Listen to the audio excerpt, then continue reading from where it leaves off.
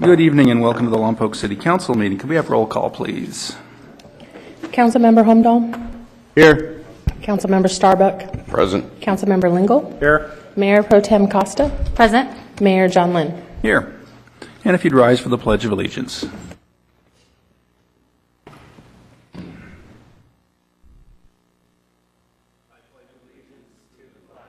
Of the United States of America, and to the republic for which it stands, one nation, under God, indivisible, with liberty and justice for all.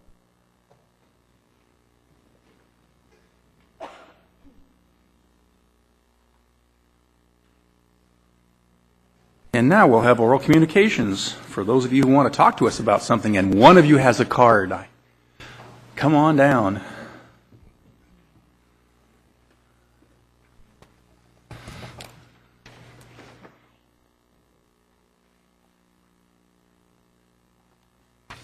You talk now?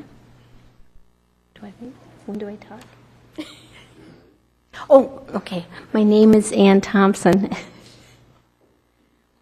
Do I begin? Okay. I'm the chair of the Lompoc Mural Society, and I'm here with Vicki Anderson, past chair and current project administrator.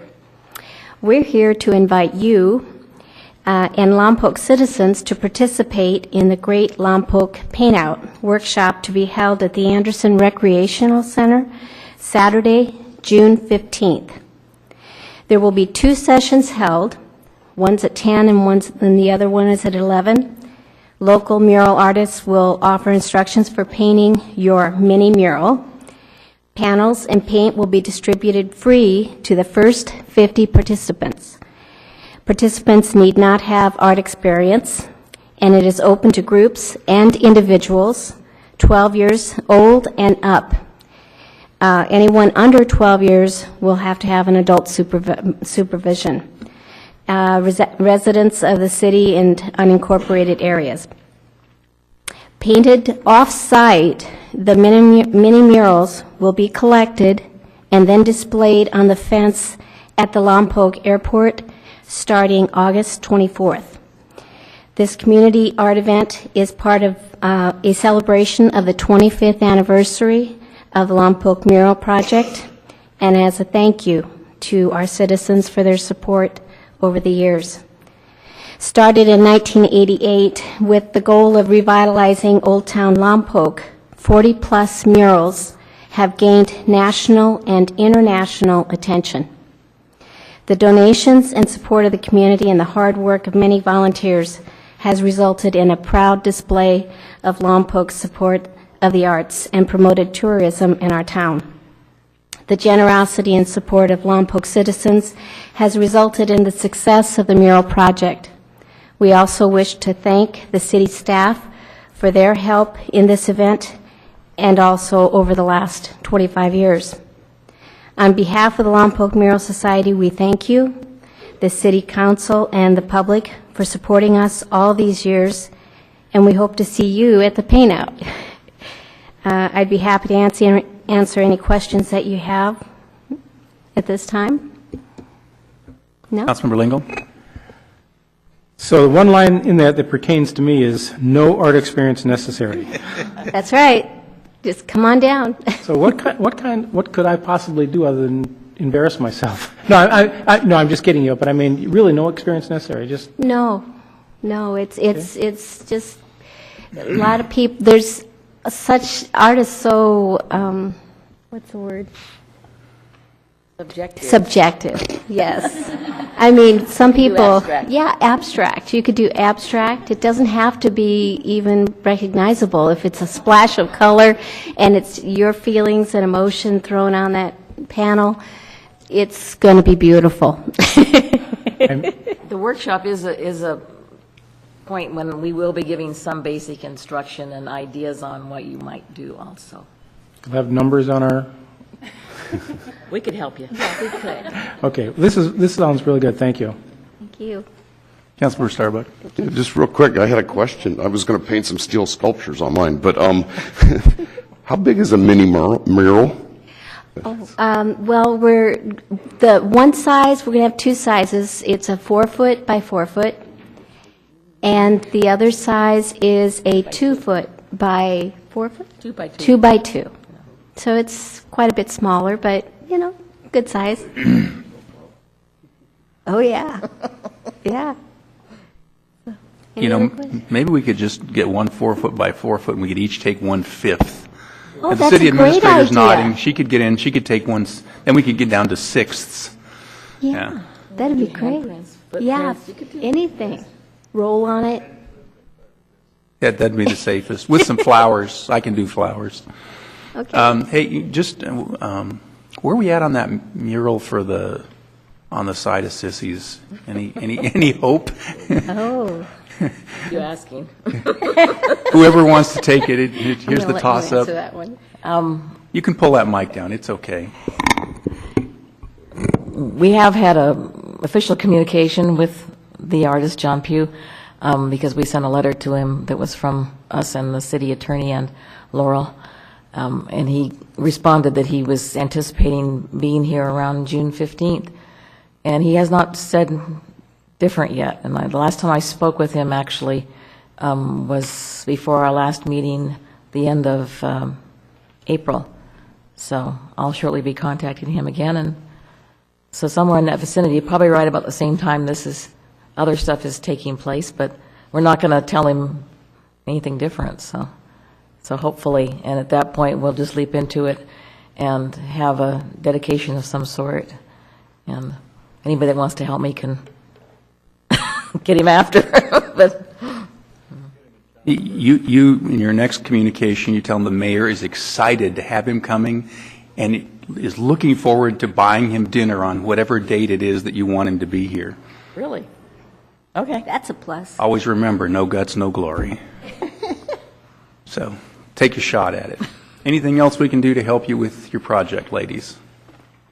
Not currently, just show up and support us. We are planning another event in November 2nd.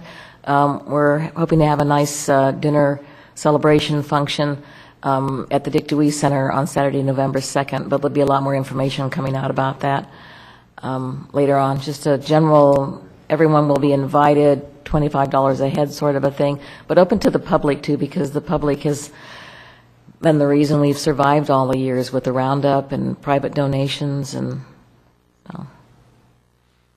It's a great town to have murals in, isn't it? Thank you so very much for all your hard work. Thank you. Thank you very much. Anyone else?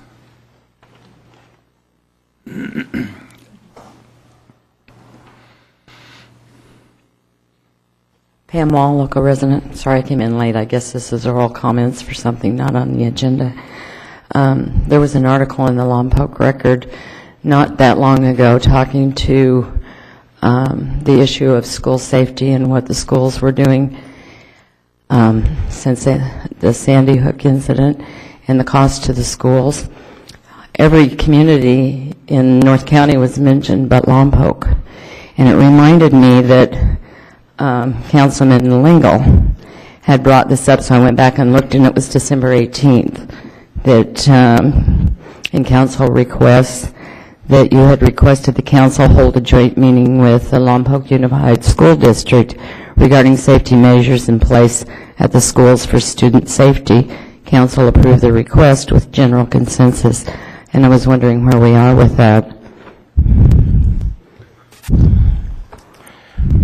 I don't know, but I will check with our city administrator to find out where we are. Okay, thank you. Next. Going once, going twice, gone. Okay. Item number 1, unfinished business, the Transit Center recommendations. I must recuse because I have financial interest in the area.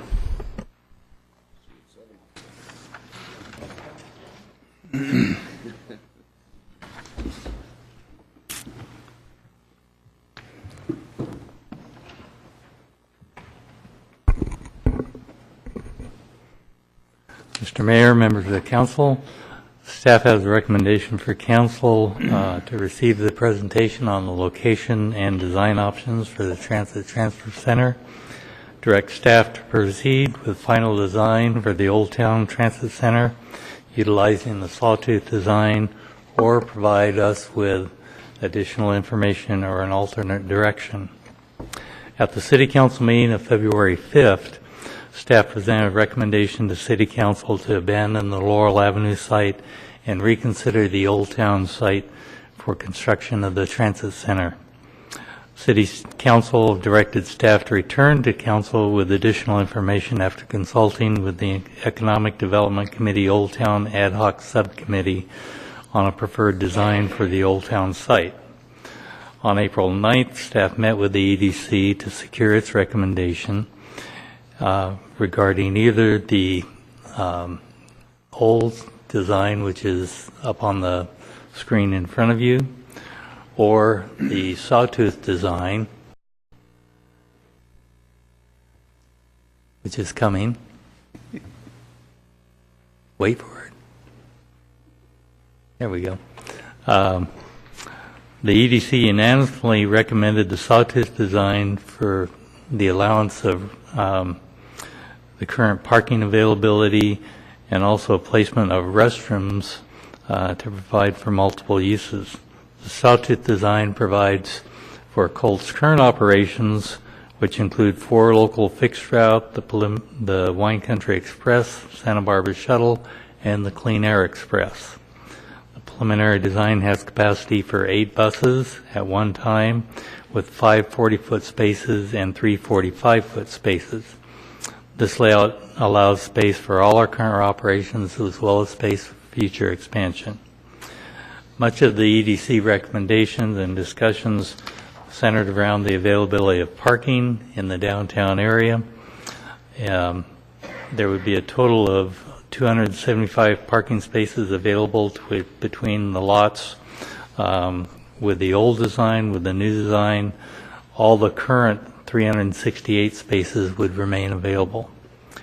The EDC also discussed the addition of more transit patients downtown and more customers to local businesses and activity downtown.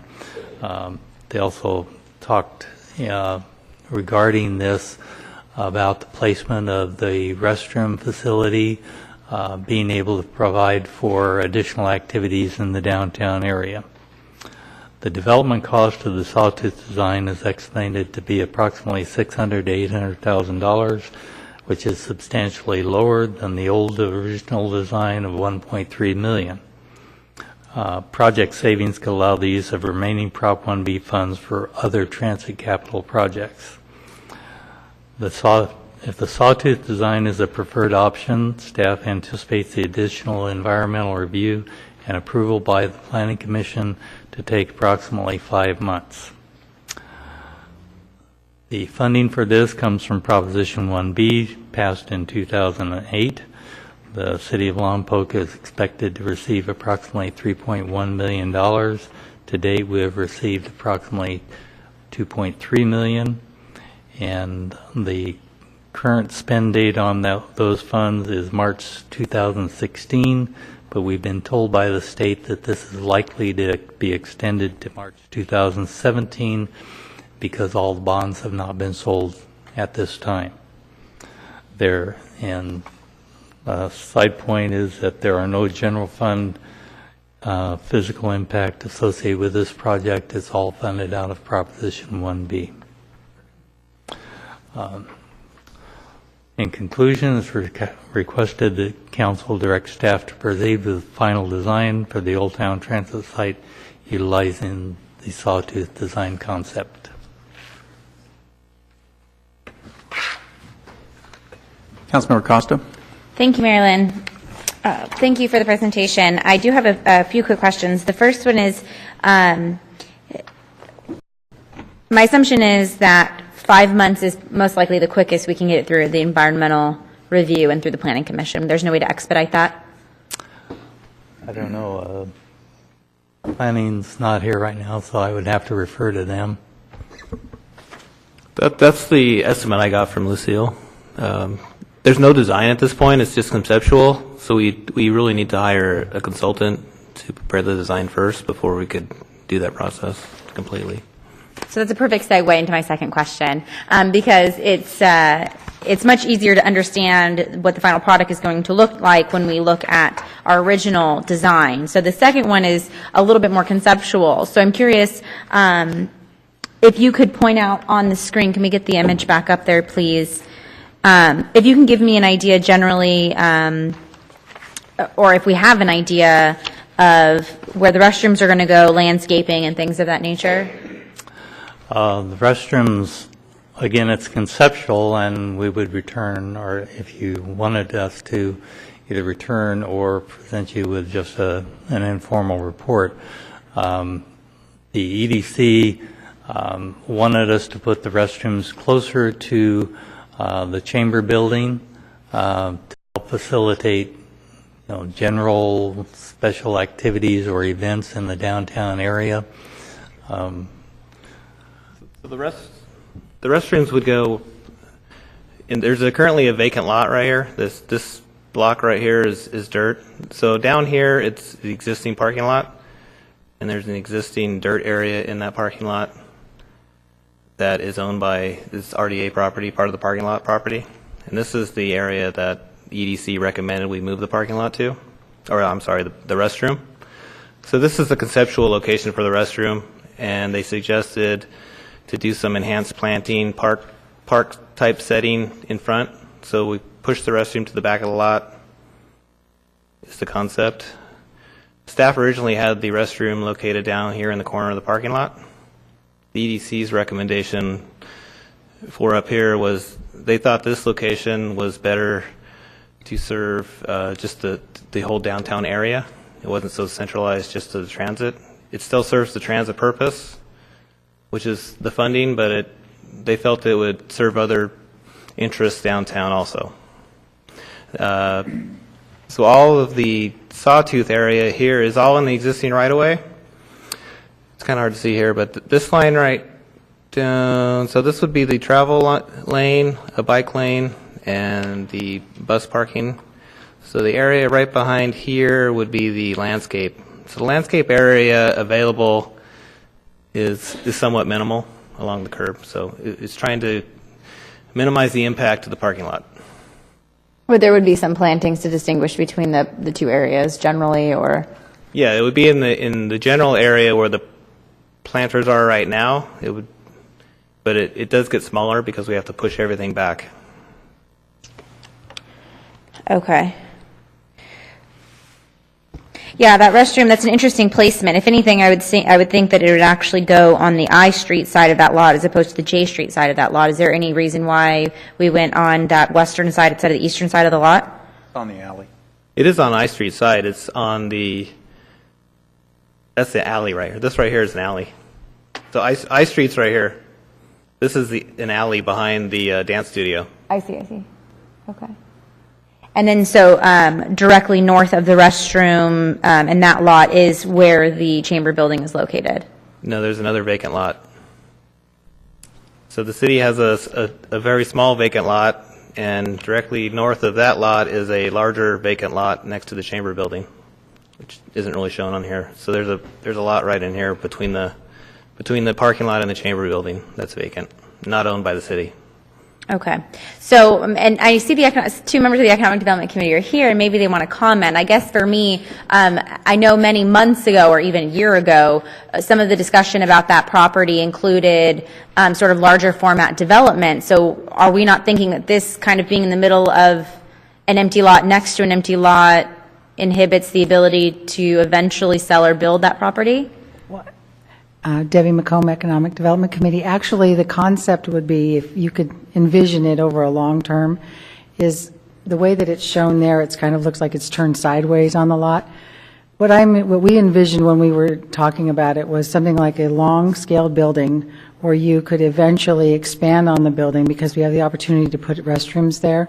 So you'd have men's rooms, women's room, and maybe a place for vending at some point in time, a little covered area with maybe some benches or something you could sit at if you were waiting for buses and transit on this side on the opposite of the wind side. And if you made it large enough, the facility, so that it wasn't out of scale before it ever really started, then the people would maybe be enticed to build on the properties that are adjacent to it because they could use those facilities as public restrooms, and then everybody who built something wouldn't have to add restrooms for the public.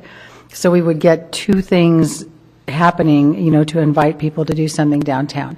Also, when there's special events, the swap meet, anything like that, there would be adequate facilities, and people who are using the transit service for Clean Air Express, when they get there in the morning and they're waiting and they're getting dropped off, they could actually sit somewhere where it's lit underneath there and get out of the dew and the rain if need be.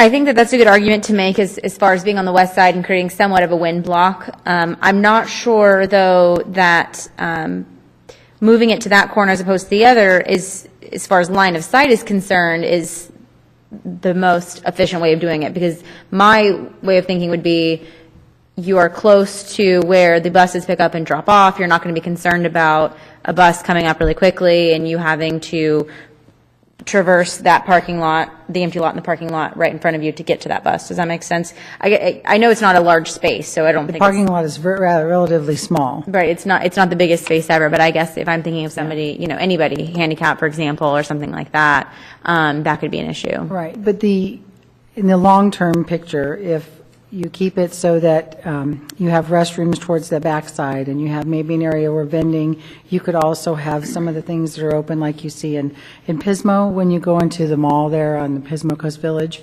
you have the little area that's the visitor center. You have public restrooms and you have all the little maps and brochures and things like that. You could eventually expand into those things with this building. You then can have that patio area can become patio park-like area. So as you get more activity in town and you have restaurants and pubs or various things like that, people could go to a bakery and sit down and sit outside. I mean, so it's a little bit like Solvang has in their park setting, where they have the small restrooms, then they have benches sitting outside. So just more of an indoors or covered area similar to that feel. Thank you. So then that leads me to a question for staff. So I know we want to get the biggest bang for our buck, but at the end of the day, this is, monies that are intended for a specific purpose. So in your opinion, how do you see that fitting into the proper use of the funds? I think it's proper use to have a restroom. Obviously, it needs to be size appropriate for transit. We can't size it for the whole downtown area.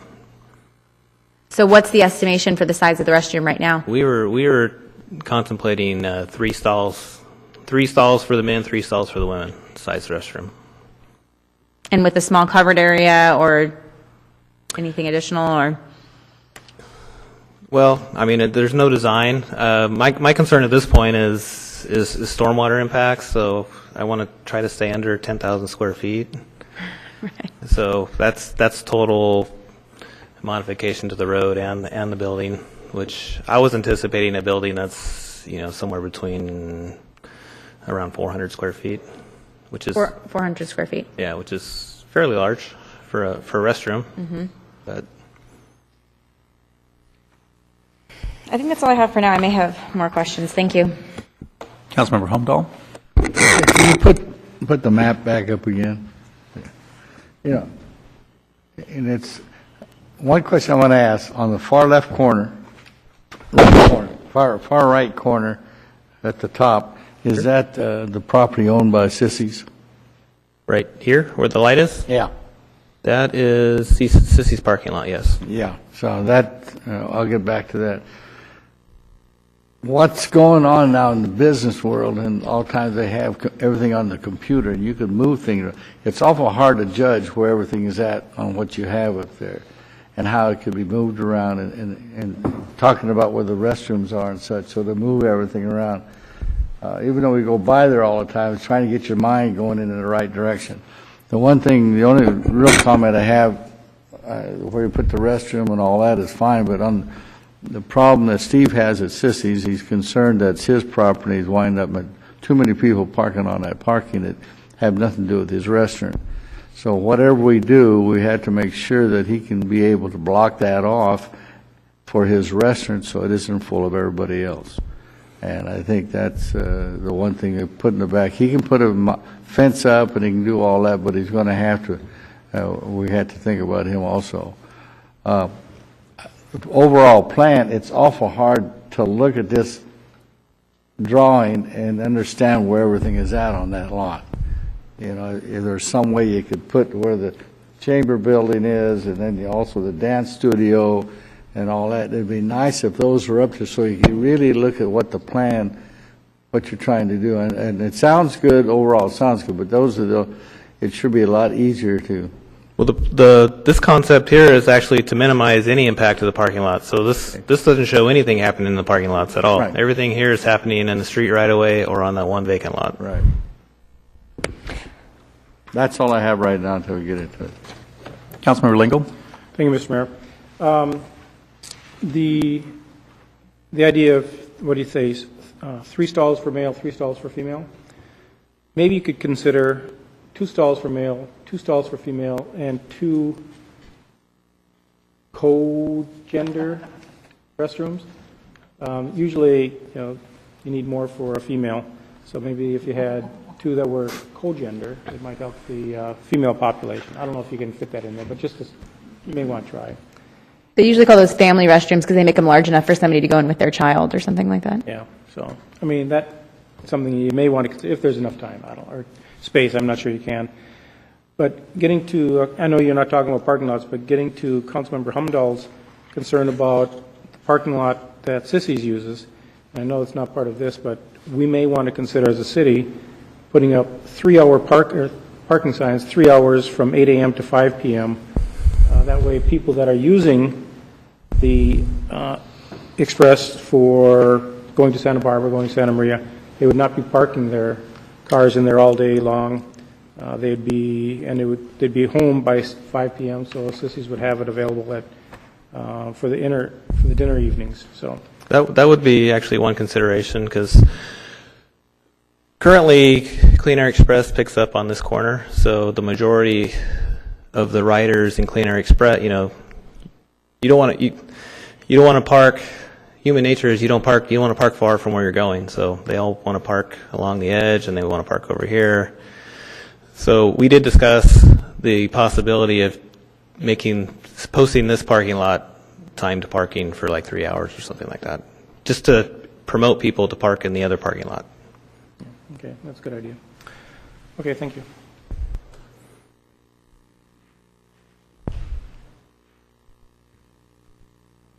No, go ahead. I just want to confirm really quickly that the alleyway that's shown here doesn't have any through access to the street, right? That's currently parking, is it not? That's why there's those marks there. Is that showing that there's parking? Yeah, so currently this is all parking lot. Although it's alley right away, this is all parking lot, and behind the building is where the alley is. So the building runs from this corner of this parking lot to the other parking lot behind the chamber. Right. So what's in the alley has utilities in it. So that's where that's another reason for locating the restroom and this into the building, is all the utilities that we need are right here in this alley. So where the restroom's located, that's the first corner of the dirt lot. So the parking goes all the way up to that restroom. Am I envisioning that correctly? The parking kind of runs right here. So there's an aisle. So it's one-way aisle right here, and then it kind of widens out, but there's no parking. The parking is all limited to this side of the aisle. Yeah. Okay, I see that. Thank you. I think it's a great solution because it solved all the problems that we talked about the very first time that it was shown to us at the chamber in 2007, 8. We're not burning up parking spaces. We've got plenty of future capacity for our bus parking. We probably have more here than we would have had on the plaza design that was proposed then. And we'll get a really nice restroom, which we've been trying to have in downtown for a really long time. So, And it's less expensive. yes. That's why I was excited. Money's to do other things. And when you get off one bus, you don't have to hike across the plaza to get to the next bus in the wind or the rain, because buses are going to park next to each other, and it'll probably be a very long time before we ever have 8 buses parked there all at once. So I think it's a great save. Good job, guys. Just one thing is, what the other plus is of the restroom, it gives somebody else someplace to go to the restroom, don't have to go into the businesses that keep wanting, you got to use it. So it helps the business in that area. You don't have it coming in, so. Make a bunch of tour bus people really happy, too. Yep. Okay, any other questions before I go to public comment? Okay, we'll go to public comment. Who would like to talk to us about this? And you can have a second bite of the apple if you want. Janelle Osborne, Vice Chair of the Economic Development Committee. As mentioned, we did meet with the Planning Department and did review this and provided the suggestion. We were looking to minimize any impact on the parking lot simply because it is fully maxed out on a regular basis. I not only speak as a member of the Economic Development Committee, but as a spouse to someone who rides the Clean Air Express. I drop him off. I see how full it is every morning. They not only park and fully park in the large lot, the small lot next to it that was mentioned is almost full on a regular basis, especially when gas prices spike. And that's not everyone driving their car and leaving it. That's individuals riding their bikes and parking in the lockers or being dropped off by individuals like myself. So there is the possibility that putting a 3-hour minimum on that side lot is actually going to create difficulty for overflow given the number that ride that bus. So that's the only deterrent I see to that. The overflow parking lot in front of the chamber provides plenty of parking for sissies, and I don't see that as an issue of having them right now mandate a 3-hour parking limit in that smaller lot in front of Sissy's parking, not Sissy's parking, but the other lot, because it is, on most days, has 25 to 30 cars in it that are Clean Air Express. So again, the Economic Development Committee really supports having the restrooms in the empty lot, taking advantage of the location of the utilities, taking advantage of the fact that the lot is already owned, not impacting any of the parking spaces that are currently absolutely used. And if any of those were taken over and impacted, your overflow would happen in the chamber of the lot in front of the chamber, which then would impact your Friday markets or anything like that. And so you start to have parking take up other issues that lot's used for. So the only advice is consider larger restrooms or more restrooms for long-term thoughts in case we can entice the builders that own the property next door to utilize the property to build out because there's restroom facilities for the public already there. So consider potentially going from 3 each to potentially 5 each, just because long-term it would actually be an enticement to the owner of that property to actually build. So, thank you. Thank you. Anybody else? Nobody? Okay. Oh, there we go.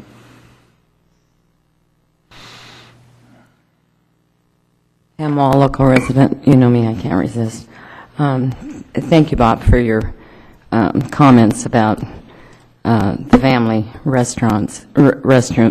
I think that's important, and it does give more facilities to the women to use.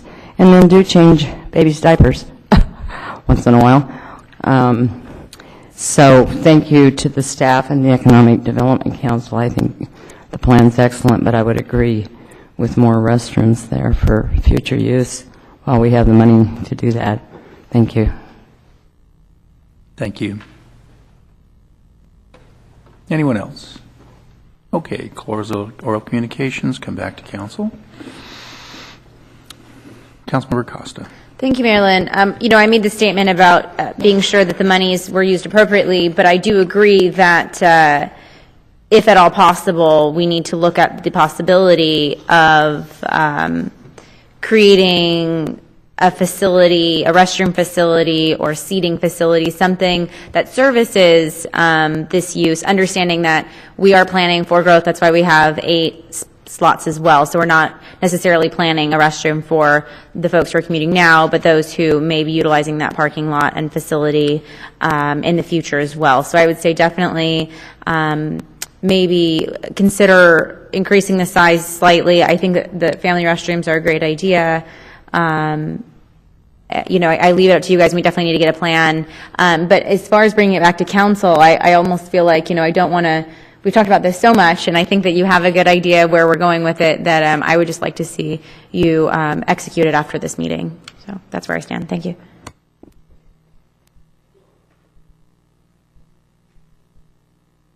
Okay. Well, I agree. I think it's time to move forward, and I'm sure you guys will do a great job on the design, and that's really the Planning Commission's decision to look at designs and make sure they fit our criteria. I don't know if we would have the ability to consider the tour bus crowd in a transit center or not, but when we did research for the Pocket Park a long time ago, we identified as for a tour bus to turn over its number of passengers in the appropriate time period that made them happy, it needed to be 7 plus 7.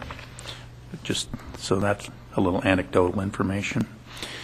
I agree. I think we just need to cut it loose and get it going. And so whoever'd like to make a motion after Councilmember Holmdahl has. That's what I was going to do. Okay.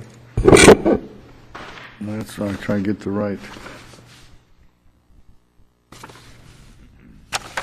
I'd like to go ahead and waive further reading on it, but I would like, once it's all done, come back to the council so we can see what it looks like before we go out to bid the construction. That's what I would like to say. I think everything has been brought up. You got an idea what we're coming from and where it's going to go. Then we'll know how the extra restroom, because I think you were saying there's a financial decision too, how you can use the money, if that'll build into it. So that's where, I don't know what the correct motion would be. Oh, I'm trying to find it. There's the one I was looking for. I had it, yeah. I lost it in the pile of papers. Okay. Yeah, I'd go ahead and move, direct staff to proceed with the final design for the Old Town Transit Transfer Center, utilizing the sawtooth design option. And a second. I'll second. Just real quick, Councilmember Holmdahl, there is a couple opportunities for you to see it again if you want to. Planning Commission, of course, will see it. And then when we go to award the bid, you'll see it at that point also. If that would suit your needs, that would be the time to kind of give your final blessing. Yeah, that'd be fine. Okay. Mayor Lynn, I'd like to make an addition to the motion and ask that we've done this in the past, but and it was at Councilmember Lingle's request originally, but to get project updates. So we did that with the senior center, and I think that this would be a great opportunity to do that as well, understanding it probably won't start for another 6 months or so. But yeah, maybe what do we think, every other month? Once construction's begun. Right. Once you get some substantial headway, maybe once every other month, bringing a report to council with an update on the project. Okay, there it is. Okay, any other questions? Okay, let's go ahead and vote. And that passes 4-0 with one recused.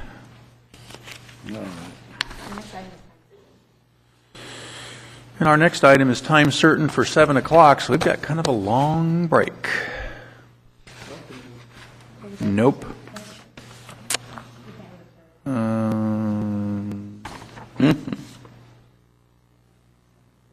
Yeah. You can't move it because it's a public hearing date. Yep. I found my. Okay, see you in 20 minutes.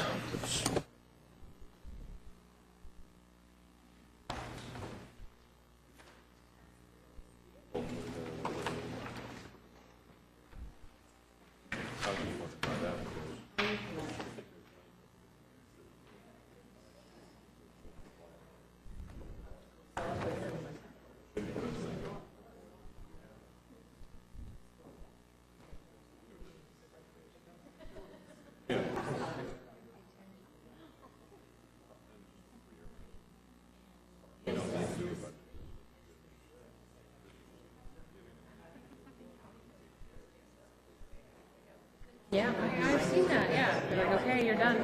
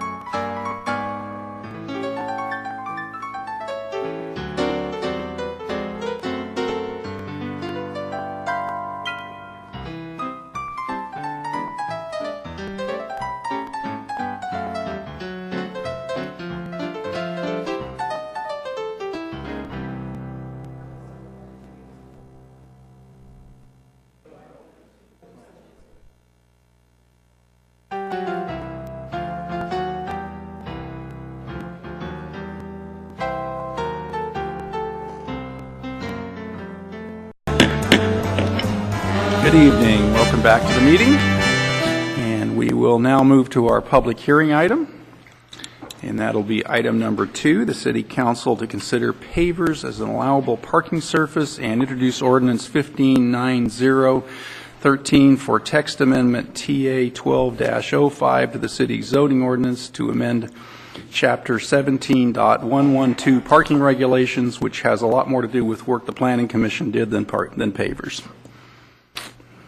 Lucille? Thank you. Good evening, Mr. Mayor, council members. As the mayor described, we are looking at the issue of pavers, and I would like to note that there are a couple of items that have been brought to our attention. The staff report requests that the council hold a public hearing regarding the use of pavers as an allowable parking surface, provide direction to staff regarding appropriate language, and waive further reading and introduce ordinance number 1590(13), approving text amendment TA 12-05, amending the City of Lompoc zoning ordinance, Chapter 17.112 parking regulations. At the council meeting on April 2nd, there were a couple of changes that the council directed us to make, and those have been made to the ordinance, and they're reflected in your staff report. Additionally, the issue of pavers, as we had a discussion at that meeting, the council directed staff to return with additional information. And we have done that and provided some additional discussion and some language suggestions for the ordinance. Generally, the design and construction of parking and loading areas is the area where we are suggesting this language be added to the ordinance.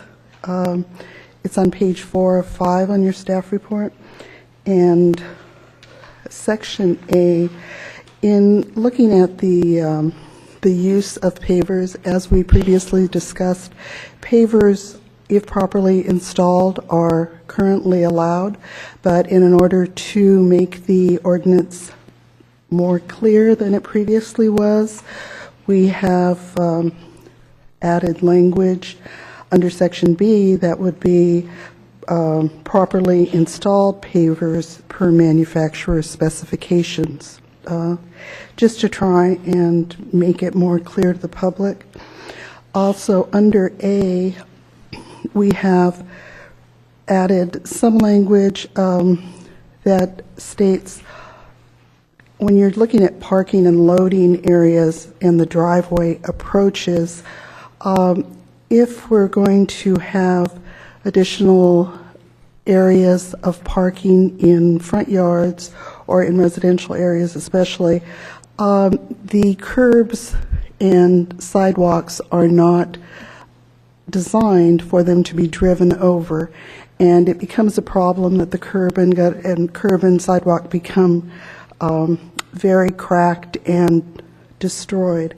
So we have recommended that the council add language saying, as part of A, to add a new sentence that says, as appropriate, a driveway approach is required for parking and loading areas. That would require a permit through the engineering division and would assure that we have a more appropriate use of the street right-of-way. There were additionally a couple of things that were brought up to us in looking at the ordinance. A question came to us about stormwater requirements. There's language in our ordinance about paving and filtering of the graded area. And it should just be noted that single-family residences on lots under 10,000 square feet are exempt from the stormwater requirements. So the single-family homes are not something that are at this time, but it doesn't mean they won't be in the future, but at this time, they're not required to address the stormwater requirements.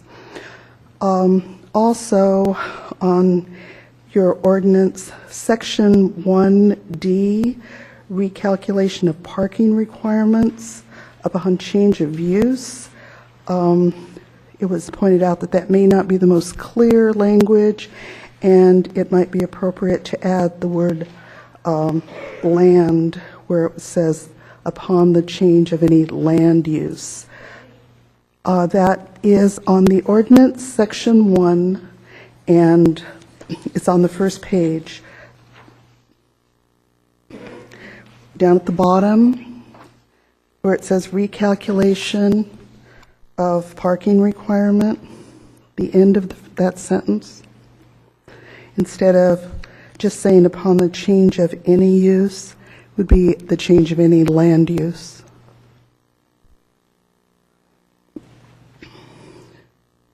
That's how we do interpret the ordinance at this time, but it's just a clarification language. Additionally, in the section, let me see what the page number is, on your ordinance number 1590, page 5 of 11, is G, residential uses. And when looking at the visitor parking, the way that we do calculate it is when you have 10 units, then you have the requirement for an additional visitor parking place, or for a visitor parking place, not below 10. So as a clarification, to change the language to say visitor parking is intended to be one space after the first 10 units, just as a clarification again. That's how we implement the ordinance, but that way we are just saying it in a more clear manner. So that generally completes my staff report. We've provided you with information, and Mr. Luther is here, our city engineer. He's happy to answer any questions you may have regarding the information in the staff report, and I'm available for any questions as well. Councilmember Costa? Thank you, Mayor Lynn. How much approximately is the engineering permit if you were to install pavers? Because isn't that what you were mentioning? You would have to... An encroachment permit for a driveway approach. Oh, for a driveway? Mm-hmm. Okay. It's for that driveway approach. Thank you. I thought you said something else. Thank you. Sorry. Question for the city engineer. And if you were putting, let's say you had an existing two-car driveway and it extended 30 feet to the garage, and you were going to put one more space along the side of it, would you then need to change the curb approach, or would that, is it basically, do you have enough turning radius to get out? Is that the question that needs to be answered? As long as the parking's available where you're not blocked in, you can't have to move a vehicle to get a vehicle out. Okay, so it's you need to have adequate turning radius to get out. Yes. Okay, perfect. Thank you. Councilmember Costa. Thank you, Mary Lynn. So we received an email, and there was a question about the sort of the relationship between the parking ordinance and then some code enforcement efforts, which is for certain storage of inoperable vehicles in the public, I guess, not their right of way, but in the public view, or their view shed, I guess. And so I'm curious, I'm wondering if it would be helpful to have something that references that portion of our city ordinances, or if you don't feel that that's appropriate to include in the parking ordinance. That is part of our nuisance code, inoperable vehicles that are specifically identified as one of the public nuisances. So it is dealt with specifically in that section that the code enforcement officer deals with. I'd be curious, though, if we could essentially say, because if somebody says, my vehicle's parked here, and they reference this, and they didn't happen to see that, at least there would be some coexistence here where there would be a reference to, this does not include, or this definition does not include those vehicles that are inoperable and things like that. Please reference code number and whatever that is, or section. I don't know, maybe council doesn't see that as useful, but it seems to me that just for completeness, that might be helpful.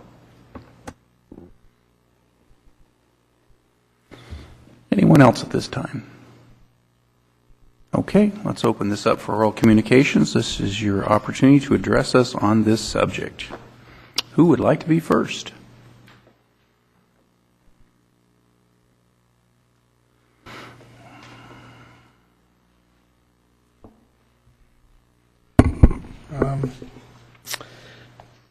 I only made one photograph, Terry Hammond's Lompoc.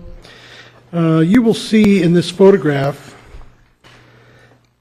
an example of what it looks like to have an extended or an expanded driveway where someone has installed pavers. That was provided to me by a person that saw that and was concerned that because of what I had addressed to the council, that expanding the driveways is a bad idea, for one thing. It allows people to accumulate vehicles, more and more vehicles, and eventually you end up with parking lots in front yards. Now, if you research parking, it's probably one of the most controversial items the city has to deal with. And what you're proposing is, well, we'll take the problem off the street and we'll put them in the front yards. I don't know that that's something that you're going to get any benefit from. Now, I do have a very good ordinance that was drafted for San Luis Obispo. No more than 50% of any residential front yard, not to exceed 26 feet in width, may be covered by concrete or any other impervious material, including driveways, patio areas, walkways, or other landscape features. Exception to the standard can be granted through an administrative use permit process should the proposed paving be compatible with the neighborhood. And I think that's a beginning of a very good ordinance, and they go into very good detail in this ordinance from San Luis Obispo. And the nice thing about this ordinance is it has images to show you what is permissible and what is not permissible. Now, I don't think I will ever buy another house in this town if we continue to allow, at least not in an area where it's the governing is by the city and not by a homeowner association, because you're risking the chance that your value of your property is not going to stay up because you're relying on the city to do the enforcement. And I can't say that Mr. Boggs is doing a bad job, but I think this council could give him a lot more authority to act than he has now. And I'm not saying that we have to have a police state where Mr. Boggs runs around and scares people to death or anything like that. That's not what I'm asking for. What I'm asking for is some responsibility of owners in this city to step up and take care of their property. That's what we all want. I don't want to live next door to a shack, and you don't have any. You have limited ability to do anything about it. I have one home in the city that's not in a home association, and there are people that live around that home that do not take care of their property. And there was a terrible problem a couple of months ago. The people in there had just totally trashed the house. They were terrorizing the neighbors with all kinds of parties, and they broke the window in one part of the house. They took the garage door off. They parked a trailer in the side of the lot. I did some Google Earth traveling today and looked at Mexico and some of their areas where they don't take very good care of their property. Well, this house could have fit right in that area. I'm not to say that Mexico doesn't have good code enforcement, but something was definitely not right with this house in Lompoc. I just think that the council needs to look at quality and not quantity. That's what we need. Quality, not quantity. Thank you. Thank you.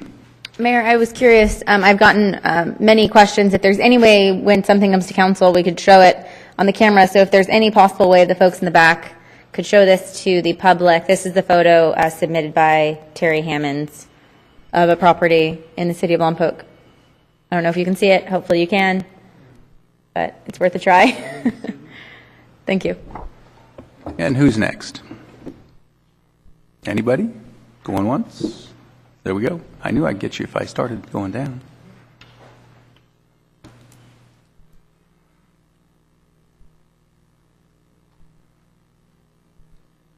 Susan Gallagher, resident.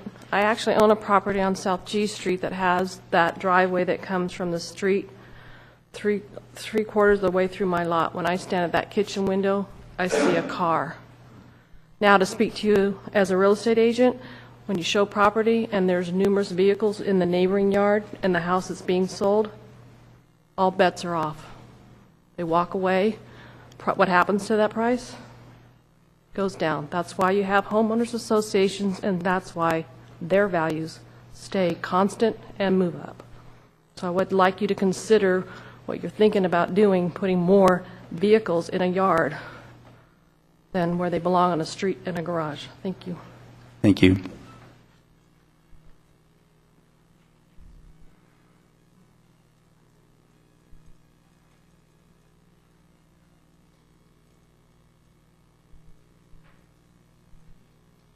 Good evening, citizens and council. I have experience with pavers. I don't intend to speak on the ordinance itself, on who can park where or what happens. But pavers, you didn't say your name. Robert Schmidtke. Pavers work great. I put them in a unit I had down in Redondo Beach, 4 units. The ground was not that stable, so a mixture of decomposed granite and water over the adobe and sand that I had existing, I replaced the driveway with it. It worked great. No more cracks, no more sinking. It just really worked good. The pavers work good, and it turns out they cost less than poured concrete. And obviously they never cracked, and if they went bad, you could replace them. A little bit here, a little bit there. And it always looked good. So there were no more cracks. I'm going to have to do that in my home here in Lompoc. I've got a cracked driveway because it's been undermined by small rodents we affectionately call gophers. And so I'm going to have to tear that thing up. And when I do, I'm going to farm it and put decomposed granite down, tamp it down, water it, and then put my pavers in, and it will match the driveway apron, which isn't cracked, and the sidewalk, which isn't cracked. And I'll do that. The only thing that cracks the sidewalks around my house are the trees that are present in the neighborhood. Other than that, I highly recommend the use of pavers as a parking area. They really, really work good when properly installed. Thank you. Thank you. Anyone else? Last chance? Okay. Close oral communication, come back to the council. Councilmember Costa. Thank you, Marilyn. Ms. Breeze, can you please speak to some of the concerns brought forward by the residents? I think I'm understanding some of the edits to the ordinance in a different manner, so if you could please clarify.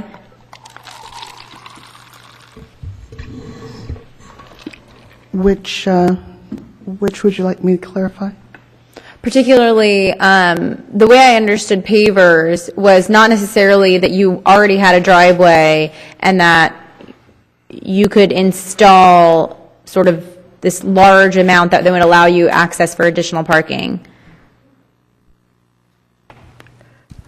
You can utilize pavers for a driveway, either existing or a new one, if they're properly installed. If you're putting in a new place in your yard for so that you have a paved area to put either a recreational vehicle or a fifth wheel or whatever you want to put on there, you would need to have, what we're suggesting is you would need to have a driveway approach to that second pad so that you would not be going over the curb and the sidewalk. And that couldn't be gained from the same driveway entrance that was existing? Or it could potentially? It could potentially if it were adjacent to it. As Mr. Luther said, if it's just, sometimes you see a pad that is right as an extension of the driveway. It could then be accessed from the existing driveway. And that approach, that driveway approach. If, however, someone was doing a second pad over on the other side of the yard and going over the curb, that is where we would suggest that the need for another driveway approach. And what's staff's consideration of limiting the amount of square footage in a front yard that can be utilized for parking? That has not been part of our code to date. That certainly could be put in, but it would require a text amendment. Additional language would have to go into the code. And why is that something that we haven't considered at this time? My assumption is that it's because it hasn't been an issue, but it sounds like for some folks it has been an issue. It was not brought up during the numerous hearings that the Planning Commission recently held on the parking ordinance. We had probably 5 or 6 parking hearings. We sent notices through the chamber. We put notices in the paper, and we did not receive any comments regarding that from the public. Thank you. Councilmember Holmdahl. Yeah, Lucille, did you see the photograph that we have up here? By looking at it, there is no direct driveway to get out of that yard. Take a look at that. That'd be, which is, I think, is ridiculous. But Ms. Reese, it's my understanding that that would actually be in compliance with the new ordinance. I don't think it would be. No, there's.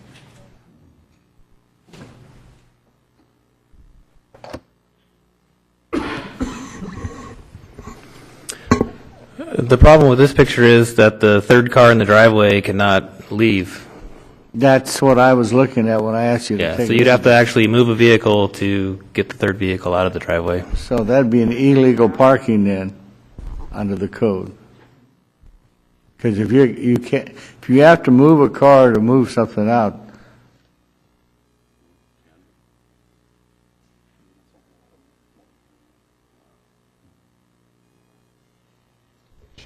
Yeah, there is a driveway apron here, but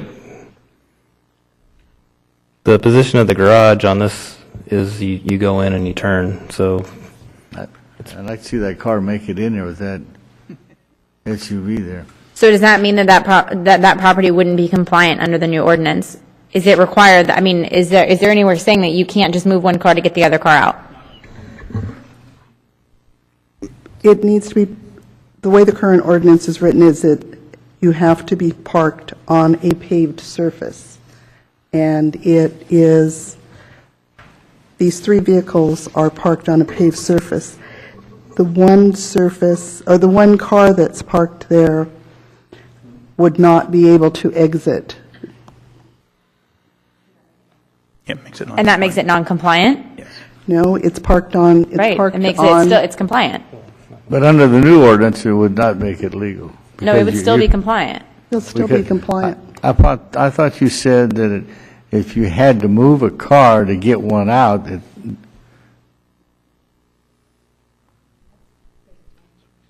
That's not, they're allowing tandem parking.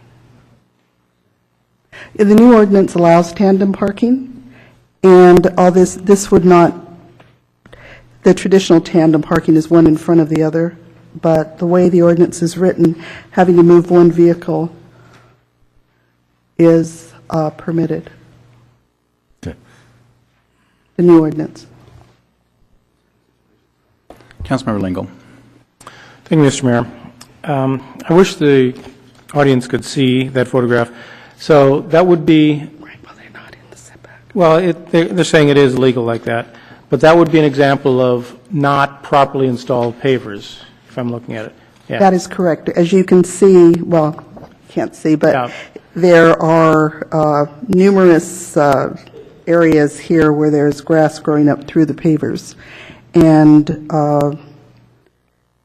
generally, when they're properly installed, because of the depth of the gravel and the base that's in it, you're not going to have that occurring. Yeah, and I think the key there is properly installed. Mr. Schmidtke mentioned that he uses pavers, he plans on using pavers, and correct me if I'm wrong, Ms. Breeze, but the city does allow pavers as long as they are properly installed. They would be allowed at Yes, this okay. time, yes. So, and Mr. Schmidtke uses them, and he has, from just a little bit that I know about him, he has, and in the future, I'm sure you will have them properly installed. You talked about tamping the earth down. In that case, that was not properly installed, and that's why we have the weeds growing through and everything. Just wait, no, not right now. Mr. Hammonds mentioned that we're looking at taking the problem off the street and putting it in the front yard. That's a good example of taking the problem off the street, putting it in the front yard, if we don't have these pavers properly installed.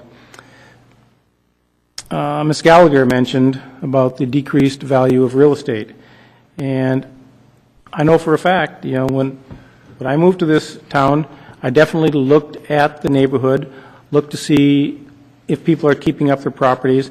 If I were moving in next door to this place, I would probably not buy the house. If it was moving across the street or down the block, I wouldn't, because it's like a broken window. We've all heard the story. One broken window will cause a second, will cause a third, cause a fourth. That property there, I can't say for sure, but I'm assuming there's probably other properties on that block or nearby that look similar to it, but I don't know. A couple weeks ago when we talked about this, we asked to be brought back because we didn't have any engineering comments on this. We have some engineering comments, and the engineering comments state that the city is still not opposed to the use of pavers as long as they are properly installed. And that's what I think we have to stay focused on tonight, is the word properly installed. We're not saying that the city cannot use pavers. We're saying you can use pavers, but they have to be installed with the manufacturer's recommendation. And again, Ms. Breeze, correct me if I'm wrong, but if Mr. Schmidtke wants to replace his concrete driveway with pavers, I don't even think he needs to come to the city for permission on that, does he? No, he does not. Yeah, so there's no money for plan checks or building permits or anything else. He can just replace his driveway, properly installed pavers. Okay. Okay, that's all I have for right now. Councilmember Starbuck. Yeah, I'd like to kind of go back on something that Councilmember Costa had brought up here, and let's use, for instance, that Mr. Schmidtke has 8 cars and wants to paver his whole yard. He would be allowed to do that basically now, as long as he could get them out through one driveway. So I'm wondering if the percentage that you could add to a driveway for parking is what we would want to be able to limit, not the actual material that the homeowner chooses to use on the property, but the amount of space, because I imagine there would be people, I've said this before, that would paver their whole yard to put cars on it. So I think maybe something that we should do instead of worry so much about the material, because it is all a permitted usage when you do concrete and other expansions, that we might want to just say a standard lot and a certain amount of square footage can be used. The guy has a small bay liner or maybe a little camper shell he could put somewhere off street, but trying to hide 30-foot motorhomes again is a different story. Okay, realize that the way our ordinance is currently written, you can concrete your entire front yard or blacktop your entire front yard, and I can think of 2 houses in Lompoc that have, one for a play area for the grandkids and one for a parking lot for 5 cars. And they did put a wider approach in, and they did all the right things, so I think to your point, it doesn't have anything to do with whether they're doing it with pavers or doing it with concrete. They have the ability to do it now. Councilmember Holmdahl. Yeah, and some of the pavers, you can see, we're talking about grass coming through. You can also plant driveways now that have holes in, so grass does grow. So that's a normal process that can be done. You see that in a lot of areas. People in a large area, they'll go in and put it all with this paver that the grass grows up, but it's compacted. In other words, it's not going down. So they use that as sort of a nice way out in the front way. The one thing that I'm concerned about, the whole yard's being used, but in a drought year, it's one way you don't use a whole lot of water if your whole front yard is full of pavers and asphalt. And I've seen that happen in the past where cities and other areas have come in and said, you can't use any water. So, but I'd like to see a percentage, but since the ordinance we have now doesn't have a percentage, but the main thing is in that, the photograph we were looking at, concern was to get out of that facility with the way you have it set.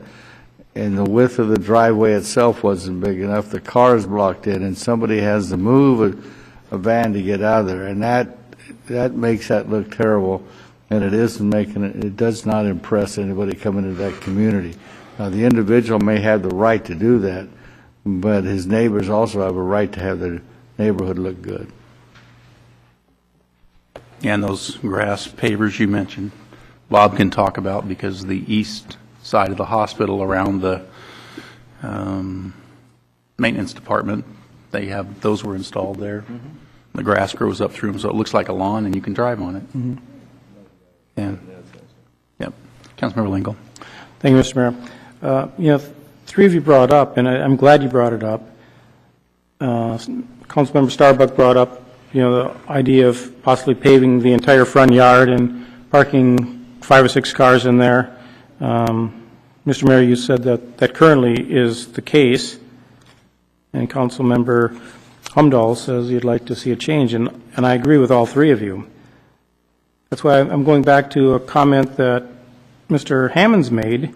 He brought up the San Luis Obispo code where no more than 50% of the front yard is paved. And I don't know if you did, Mr. Hammonds, but I'd appreciate if you could leave a copy of that code with our city clerk so we can maybe take a look at that sometime. That sounds pretty reasonable. 50% is still, depending on the size of your front yard, still quite a bit. You could still get, the size of your car, you could still get 3 or 4 cars in there. But I think the average front yard of our home, I don't know if you're going to get that many, but we have to put some sort of a limit on it, because I'm opposed to our current code where you can concrete the entire front yard, and I don't think we want our future codes to have that either. So I'd be interested in us looking at the San Luis Obispo code so we can restrict it from having our entire front yards paved over. We're talking about good neighbors, and again, Ms. Gallagher, you had mentioned the property values. We all invest heavily. It's our number 1 investment, supposedly, is our homes. And if we invest in it, we'd like to see it appreciate or at least stay what we've paid for it. Now, sometimes the economy turns around and we lose our money anyway, but if at all possible, we don't want it to go down based on our neighbors. So I'd like us to look at the San Luis Obispo Code. If nothing else, I don't think we should increase the use of pavers just being placed there. I think if we're going to continue to allow pavers, they need to be put in, installed according to the manufacturer's recommendation, not just going to Home Depot, getting a couple of bags of sand, putting it over there and throwing them on top. I think that's when we're going to end up with photographs like this. Just one thing to think about, we would need to look at, and I'd be happy to refer this issue to the Planning Commission for consideration, because that's where it needs to start, because it would be a code change. We're probably going to have an exception for those houses that, if we make a change for those houses in Lompoc that have the garage door 90 degrees to the street and have those long sweeping driveways that go in, because they probably already cover more than 50% of the lot. So just to be thinking, and I think that's something the Planning Commission would better address than the council, because that's their job, to start out with code changes. Councilmember Costa. Thank you, Marilyn. Ms. Breeze, I have a question about the photo that was submitted. Would that homeowner have to had applied for an encroachment permit?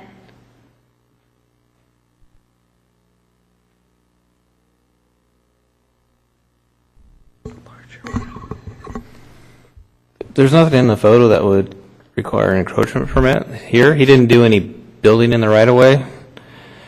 Depending on what the code says, I mean, there's restrictions in the code for tandem parking, so depending on how big the lot is would be whether or not this is in compliance with the current code. So I can't really tell from the photo. But saying he wasn't in compliance and to make it so he could get 3 vehicles in there, yes, he would need to widen that driveway. And that would require an encroachment permit.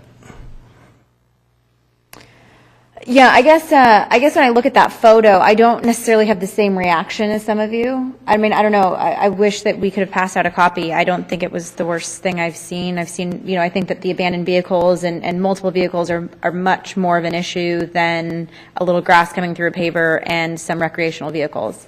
So, 2 things. I'm glad I brought it up because we were told by staff that there was multiple meetings at the Planning Commission, and I wish, Mr. Hammonds, that you would have shown up to those meetings, but nobody did to speak on that issue. It's currently existing. As with any ordinance, you're going to find 1 or 2 people who are going to abuse that like there are right now, but beyond that, it isn't an issue. So in that regard, I think we have a much bigger issue with the abandoned vehicles, with parking on unpaved surfaces, and in this encroachment issue, which I think, because you see a lot of people parking too far off of their lot or half on their driveway, half on the dirt area, and that's how you're getting a lot of vehicles on there. I think that, I have the same question, is that if my lawn tends to be a little smaller than somebody else's and 50% isn't enough for my recreational vehicle, then what do I do then? Do I have to apply for a conditional use permit and spend all this money? So I see some issues, and I just was curious about council's input. Thank you. No, I agree with you, and I think there are a lot of considerations, and again, I think that's something better taken up by the Planning Commission. I think we have a well-thought-out ordinance here, including the couple of little corrections that Lucille recommended, and I don't see any reason to not go forward with it. It solves a lot of issues, and I don't see that it creates any new ones, because anything you do with a paver, you could do with concrete or asphalt. Councilmember Lingle. Well, Mr. Mayor, I do see issues with this ordinance. It's not addressing the issue we all have with putting additional vehicles on pavers. According to this ordinance, we're going to be putting more vehicles in the front lawns, where they can put them in the front lawns right now. And I'd like to see us send this back for a rewrite, and having our planning staff and Planning Commission take a look at the San Luis Obispo Code to see if it does address all of our concerns, see if it does address Councilmember Costa's concern about, having a smaller front yard, and what are we going to do with that. San Luis Obispo isn't much different than us. I'm sure they have some larger front yards, some smaller front yards, but let's take a look at it. If we're going to do this, let's do it right and not keep bringing it back until we don't have any code at all, until we have the problem that Mr. Hammond's mentioned, the problem off the street and into our front yards. So I'd like to see us, and if no one objects, I'd like to make that motion. Go ahead. I move that we send this back to staff, that they take a look at the San Luis Obispo code, bring it to the Planning Commission for their review and comments, and then bring it back to us at a later date. And a second. I'd like to second that, but I'd like to get Mr. Hammonds to read that section he read earlier where it gave the percentage and there was a statement in there that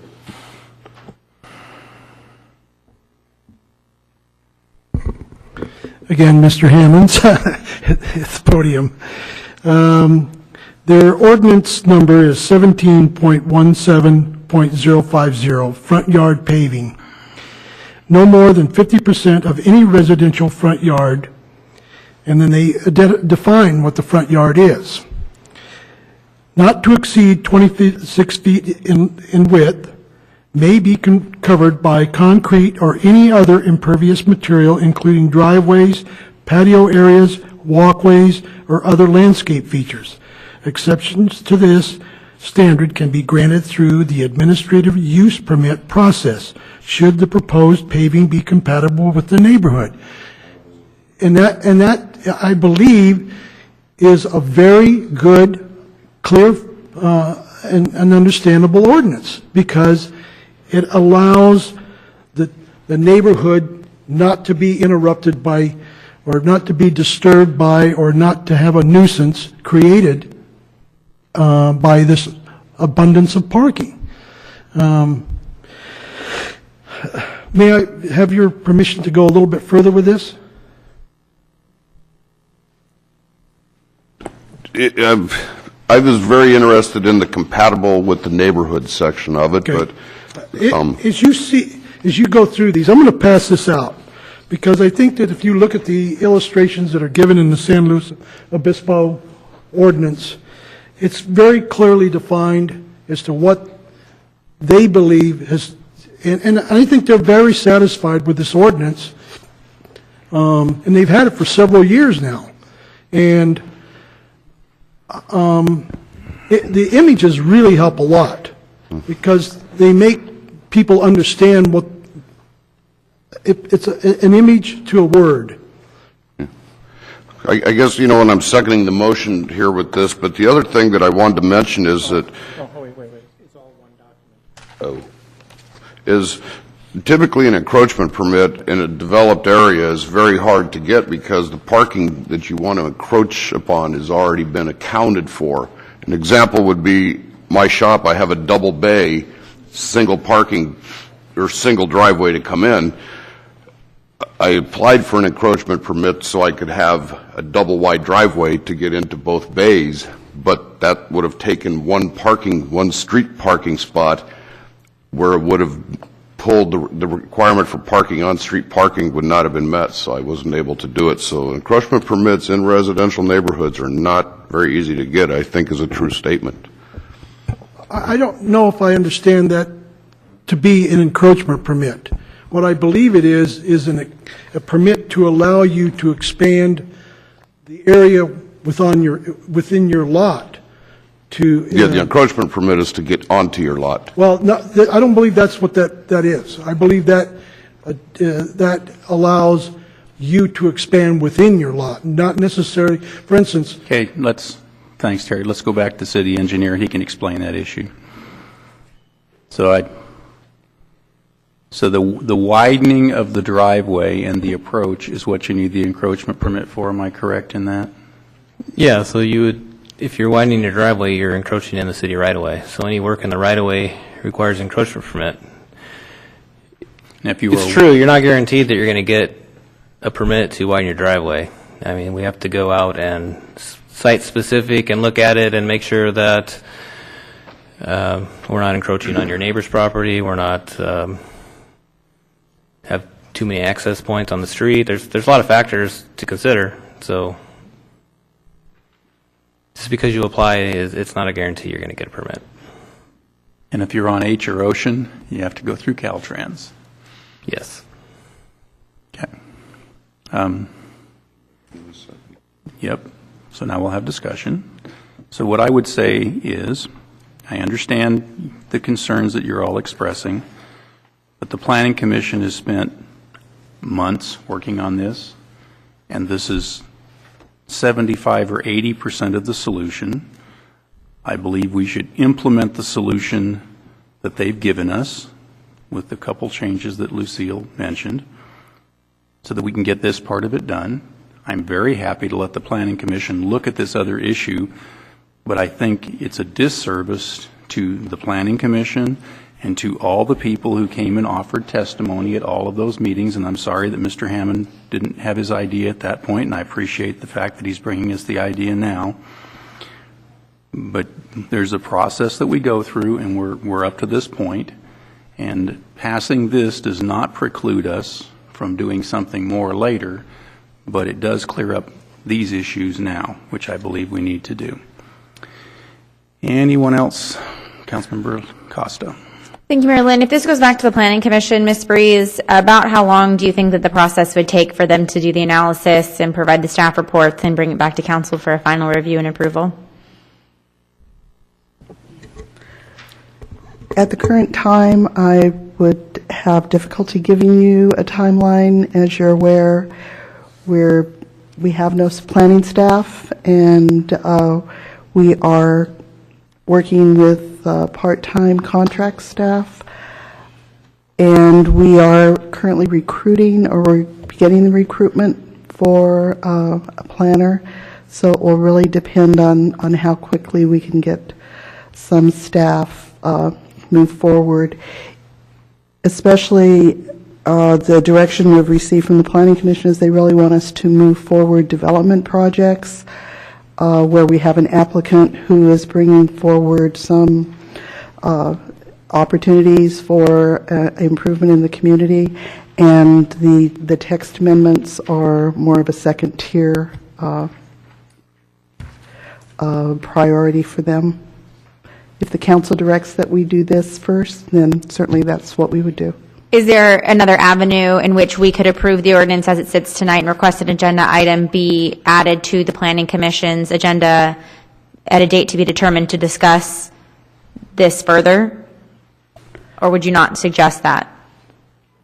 If you want the text amendment to go to the Planning Commission, we're very happy to take it to them.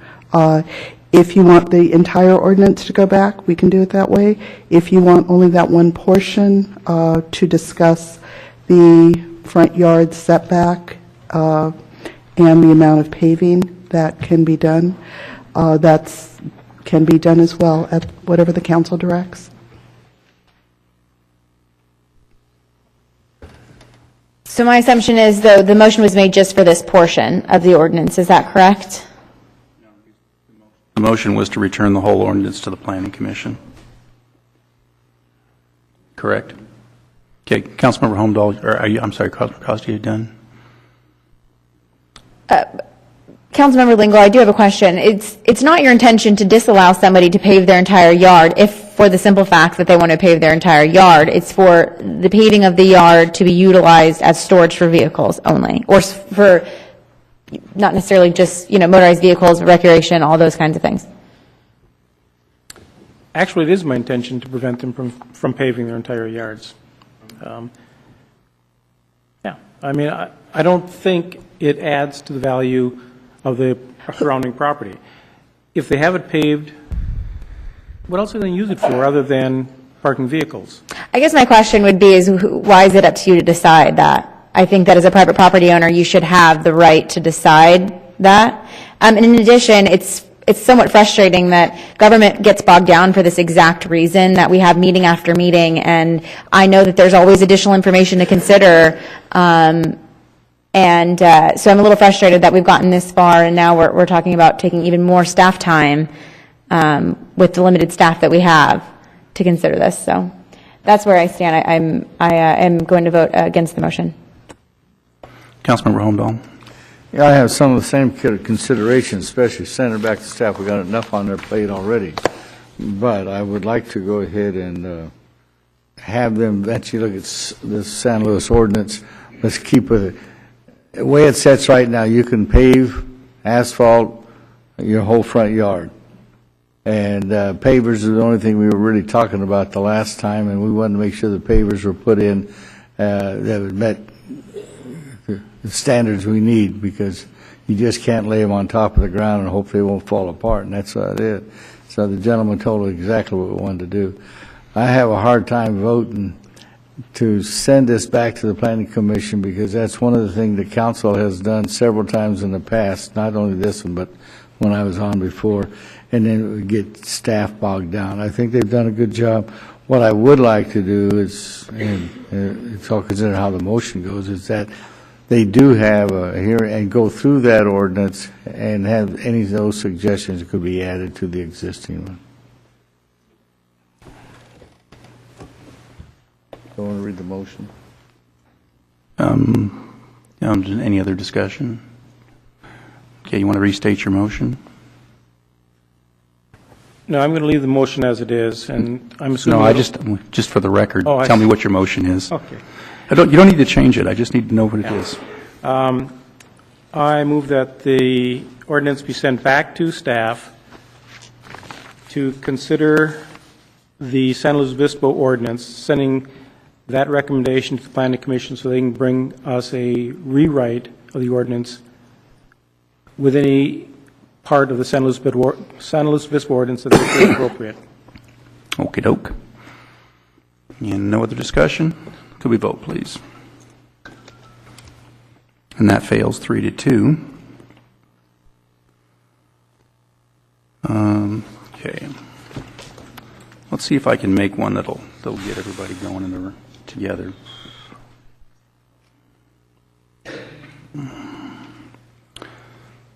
So I would move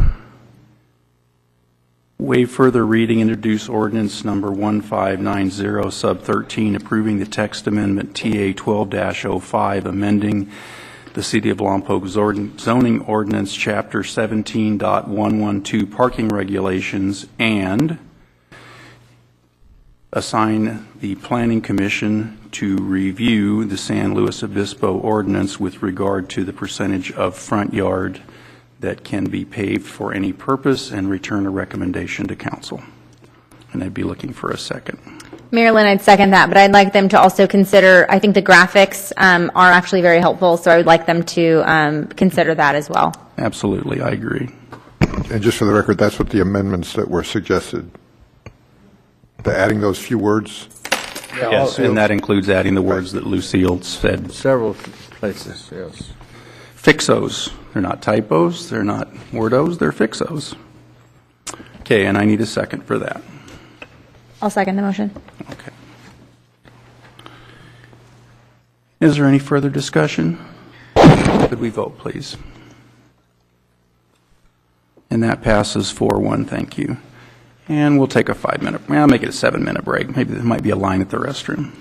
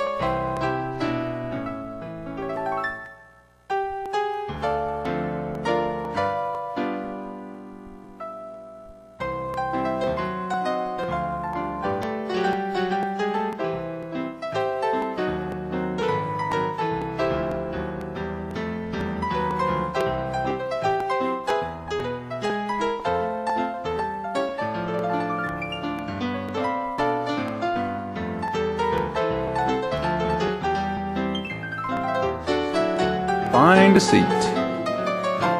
If you don't like the one you were sitting in before, find a new seat. Lots of seats to choose from.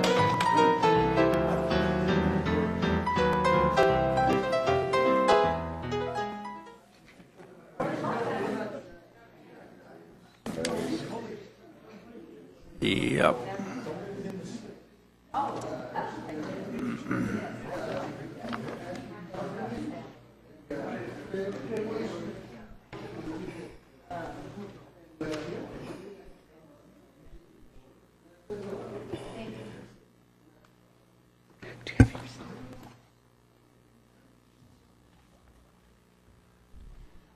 Okay, now we're coming to item 3, also a public hearing item. The City Council will consider public input, discuss options, and provide direction regarding the 2030 Phase 1 General Plan policy language for the land use element and circulation element. Ta-da! Thank you, Mr. Mayor. Yes, and we're very excited this evening that we are discussing the policy language for the 2030 General Plan. We have the information. Did you get that handout? Yes. The handout was provided you this evening by the city clerk. The handout includes the resolution of the Planning Commission, and that resolution has attached to it the land use and the circulation element, which identifies specifically where additions were made to the language or changes were made at the Planning Commission level. Also, we have provided you with a copy of the PowerPoint that will be presented this evening by Mr. Dalton. And I just wanted to note that as a result of previous council direction, we would be removing the references to the Ocean Avenue corridor would be taken out. Additionally, we would be removing language regarding the RDA because the RDA was in existence when the ordinance started, but it no longer is. So when these come back to you for final adoption, you would see those types of changes made.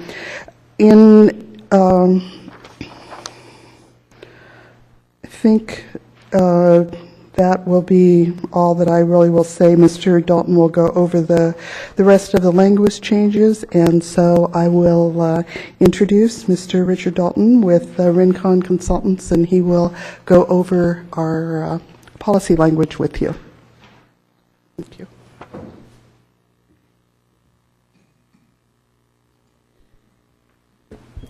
Thank you, Lucille. Richard Dalton with Rincon Consultants.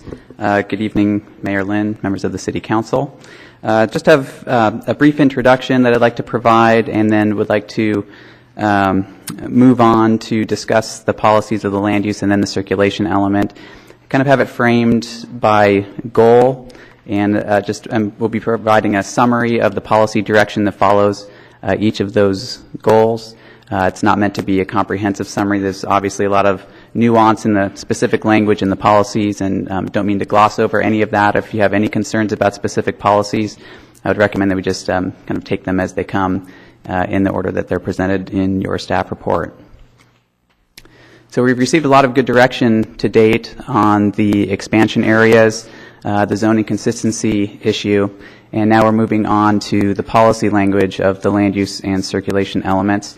Requested action tonight is to receive the staff report, to review that policy language as recommended by the Planning Commission. As Lucille mentioned, that's indicated in track changes format in the version that you have before you, to open the public hearing, and ultimately to provide direction regarding any policy language changes to either the land use or the circulation elements. I apologize for the small font here, but trying to cram this all in onto one slide and have it in one place. But before we get started with the land use and circulation, we wanted to make sure that we had some agreement with regard to the vision statement. This has been reviewed a couple of times by the Planning Commission. A vision statement is not a required portion of a general plan, but oftentimes a municipality chooses to present just one general statement or series of statements regarding the direction the city would like to take and what the vision for the city through the planning horizon, in this case the year 2030. What we did in this case was take the vision statement in the existing 1997 general plan, and it's really only been modified very slightly. The major, if you want to call it major, a change was to put the language in the present tense. It was previously spoken of in the future tense. This is what we want Lompoc to be in the future, and it's been changed to Lompoc is currently these things, and this is how we want to see Lompoc moving forward. And so this is the language. I don't think I'll read it unless that's your pleasure, but wanted to see if, before we move into the land use and circulation element, if we had any comments specifically on this language. Any comments at this time? We'll come to public comment in a bit. We'll get through this and then we'll come around. Go ahead. Okay, thank you. So, as I mentioned, I'll just go through each of the goals. There are 9 goals in the draft land use element, and then again, I summarized the policy direction in just a few statements there. But again, it is skipping over a few items. If you want to discuss anything, please don't let me gloss over anything. So, goal number 1 in the land use element is to maintain a compact urban form and growth pattern which provides adequate space to meet housing, employment, business, public health, and public service needs. So sort of an overarching statement to begin. And then the policies under that goal reference and identify the land use map, including the urban limit line and the sphere of influence line, as we've discussed in previous hearings. Encourage infill development and specifically call out the expansion areas that would move forward. I just wanted to say thank you for including public health. I saw that addition and I liked that. Thank you. Yeah, that was a planning commission addition. Mr. Dalton, I have a very quick question for you. Sure. The term urban growth boundary, are you familiar with that? Mm-hmm. Could you define that for me?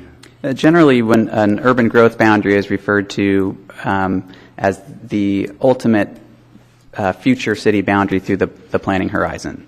So in this case, I would consider that to be an equivalent term to what we're calling the urban limit line, which would be the city's future identified growth boundary. So you're saying by 2030, the city has an expectation that the city would move out to those boundaries.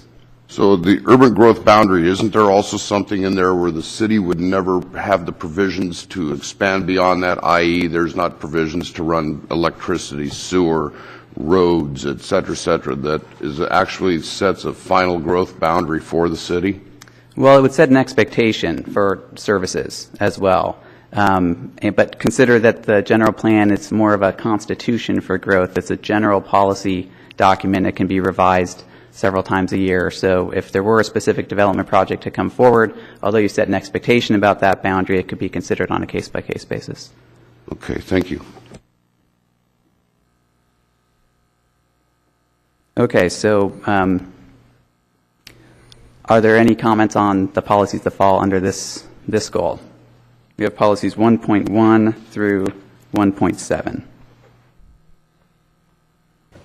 My only question, and this may just be something small, is policy 1.6. You only include expansion area A and D. Why are we not including B and C as well? Yeah, good question. Yes, those would be moved back in. So when the Planning Commission, you're seeing the Planning Commission's version of the land use element, at that time they were not recommending proceeding with those expansion areas. That has been reversed by the City Council, and those are now back in for consideration. So they would be put back in this text as well. Thank you.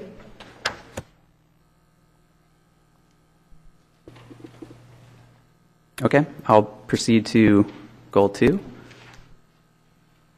And that is to protect and enhance the quality of life of Lompoc residents through the creation and maintenance of affordable, attractive, and well-served residential and mixed-use neighborhoods. So this is the overarching goal for the residential land use categories. And the policies require amenities and creative and efficient site designs and residential developments, and to protect neighborhoods from incompatible uses.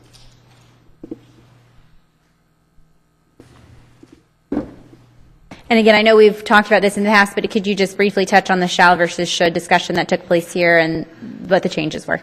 Right. So at one point, there was direction from the Planning Commission to eliminate shall entirely and have all of the policy language be advisory. Upon further discussion with the City Council, it was decided to take that issue on a policy-by-policy basis, where some would be shall and some would be should. A should indicates that the policy is advisory. That's indicating an intent, but not enforceably so, whereas shall is a much stronger statement of intent by the city.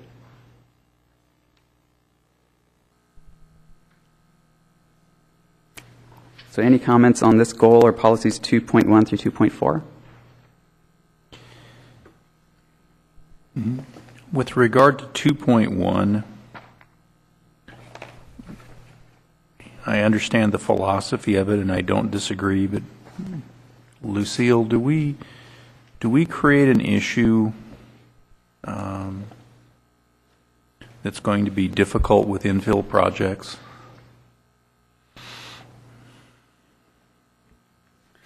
This language generally is something that when we're working with a new developer, that is the direction that new development is required to take.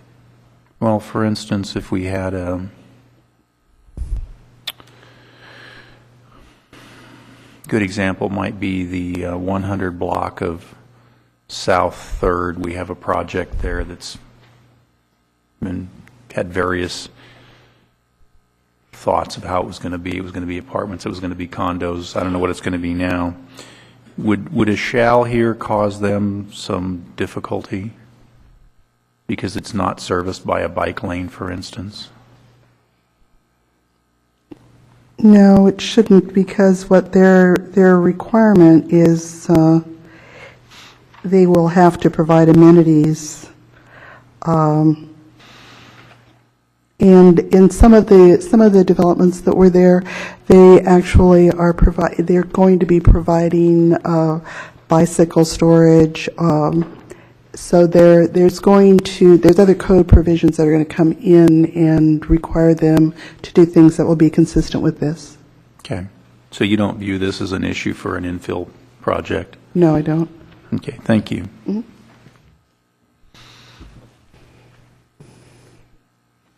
Okay, hearing no other comments, we'll move on to goal 3. And this is the goal and set of policies regarding encouraging economic development. It says the goal is to encourage economic development by providing and maintaining opportunities for a diversity of commercial and industrial enterprises to meet the goods, services, and employment needs of Lompoc City and Valley residents, as well as to attain a balance of employment and housing within the Lompoc Valley.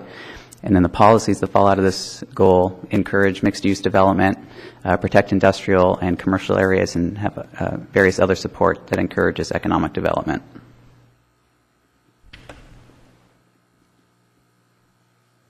Let's take a moment, everybody, and read these very carefully, as economic development is our #1 goal. And I'm not saying there's anything wrong, but we surely don't want to make a mistake here. I just wanted to point out that 13.4, I think that was great. My concern was that we might miss a little bit of tourism, but I saw that on here, that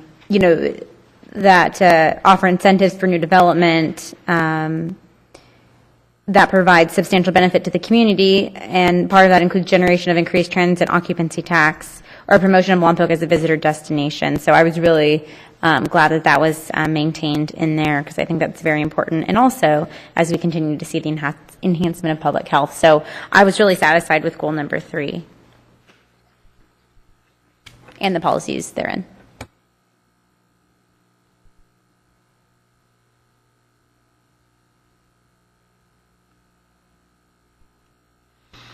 Yeah, I like 3.3, shall protect, because we surely need the jobs.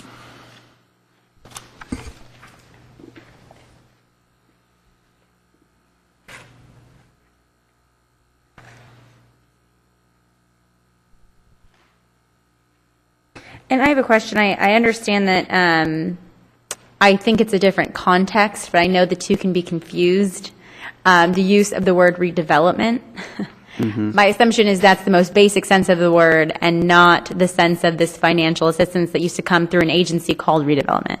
Yeah, that's a very good clarification. We previously had redevelopment, meaning through the redevelopment agency, redevelopment funds, as a capital R Right. redevelopment. So I think we're going to take all of those instances out. We still reference redevelopment, though, in a general sense with a lowercase r, and you'll still see some references to that. Thank you for the clarification. Yeah. One other question here under the policy 3.5. It talks about the Old Town specific plan. Joe, can he ask that question? Well, it's just a question about the plan.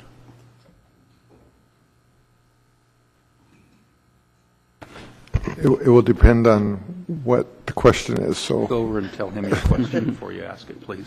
Oh, secret.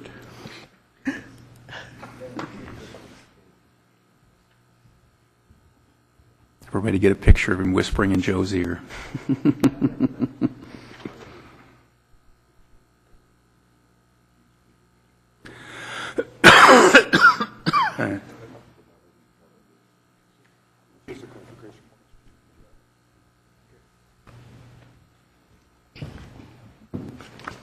Councilmember Strobeck's just going to ask a clarification question.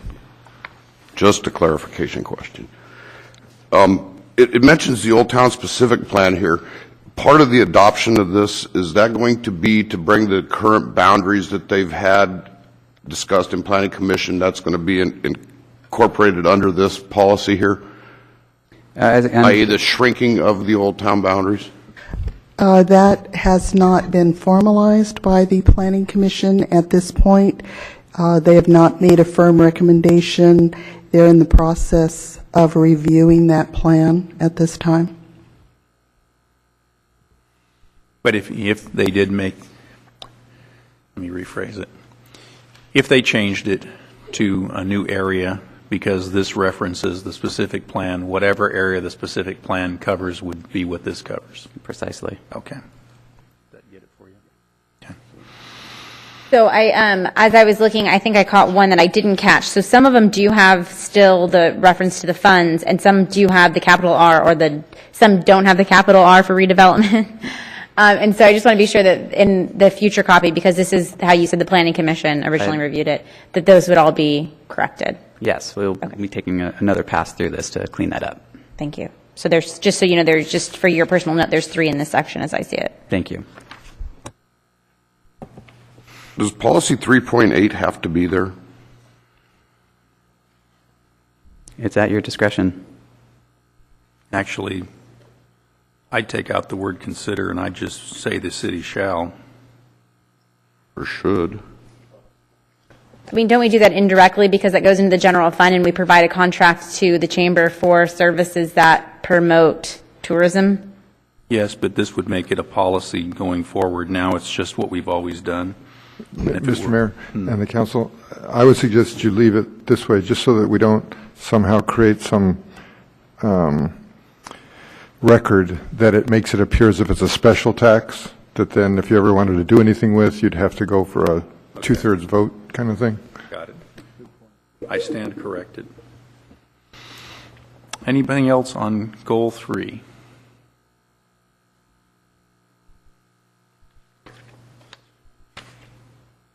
Last chance? Going, gone?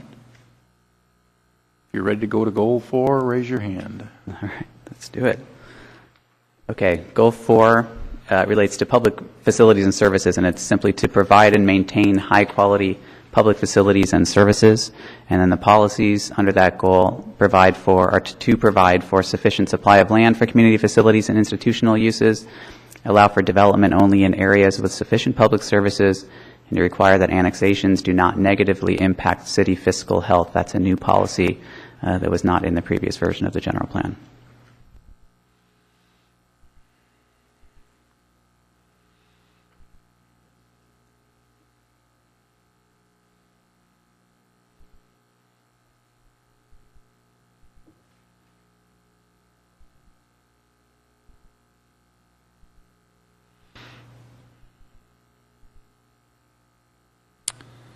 With regard to 4.4,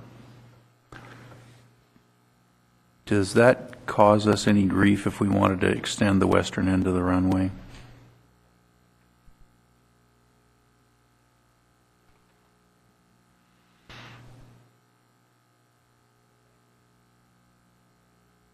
whatever sensitive land use is. Right. Well, I think it's not saying that you will eliminate impacts. It's simply to minimize the impacts and to require compatibility, which is something that would be addressed through your airport land use planning process already.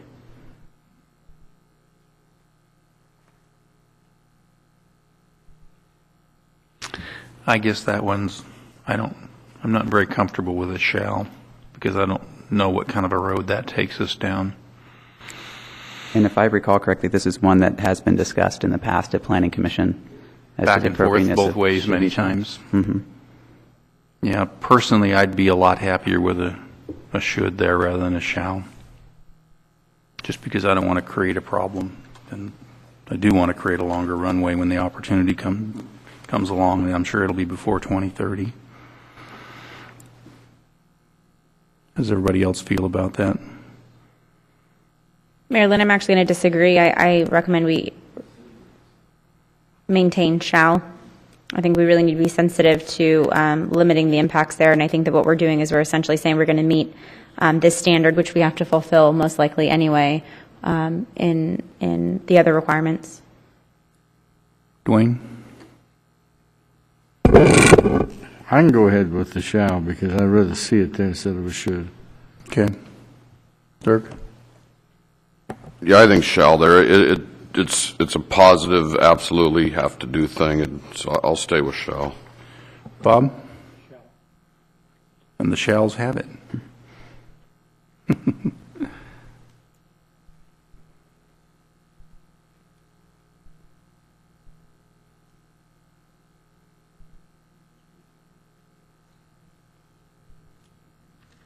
If I may, Mr. Mayor, just so that the record is clear, the decision of keeping the shall wasn't, or I want to make sure that it wasn't an intent to say that what the mayor was concerned about is actually what we're intending this wording to mean. What I understood it to mean is it's fine the way it is, and it doesn't, your intent wasn't to restrict you to be able to use the airport. It was just to make sure that you complied with what the law requires and you to minimize impacts, not to make them non-existent, just to minimize them. That was my intent. Yes. Just wanted the record clear. Good catch. Thank you. Okay, any other questions about 4?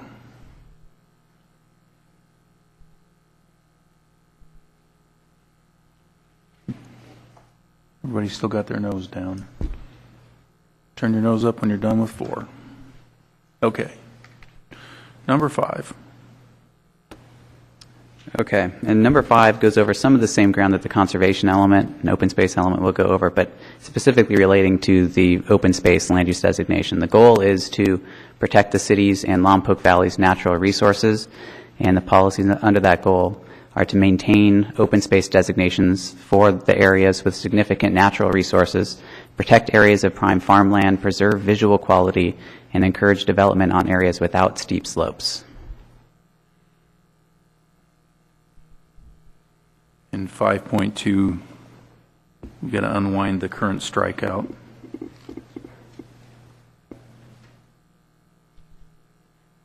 Correct? Right, we might say west of the urban limit line now at this point. Okay.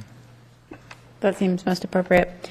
And I'm curious, this is my ignorance, and I'm sorry, open space, that is capitalized because it's a specific designation? Correct. Thank you.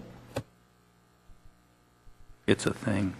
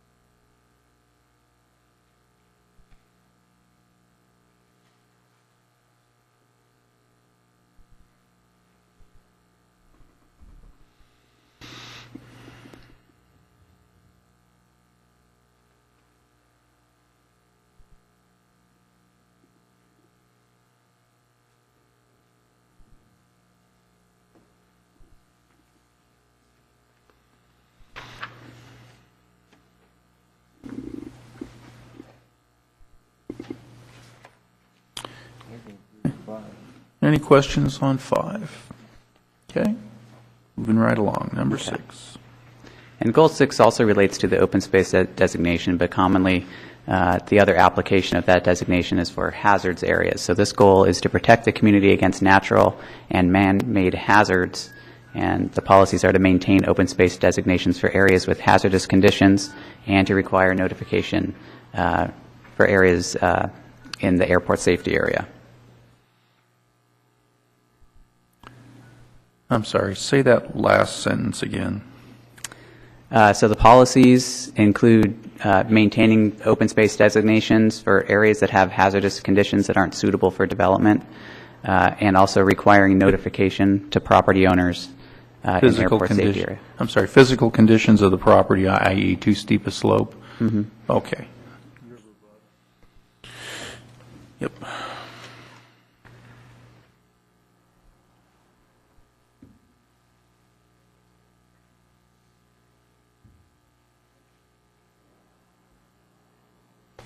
Any other questions on 6? Number 7. Okay, and Goal 7 is specifically in regard to agriculture, and the goal is to protect and encourage agriculture and agricultural support businesses. And there were several agricultural policies in the existing land use element. We've kind of combined them all here in one place under Goal 7. And those policies support expansion and attraction of agricultural businesses, protecting agricultural operations through buffers, and encouraging law enforcement, encouraging sustainable agricultural practices, and voluntary community gardens.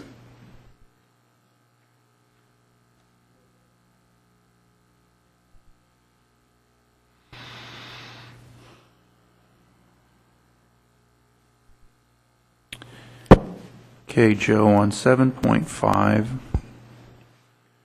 what does shall and community gardens create?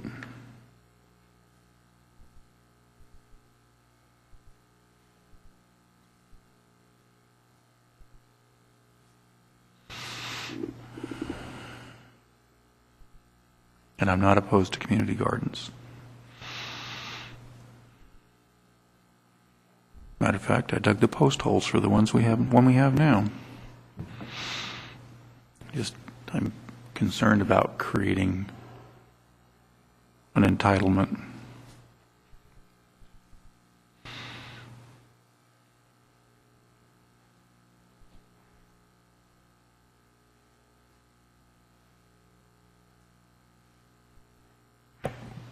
It ties right in with 7.7 there.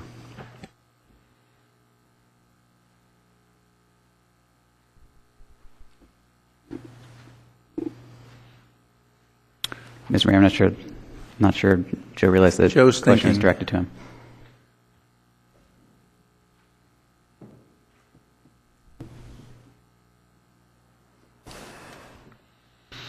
I think 7.5, when you read the entirety, is really still geared toward protecting agriculture.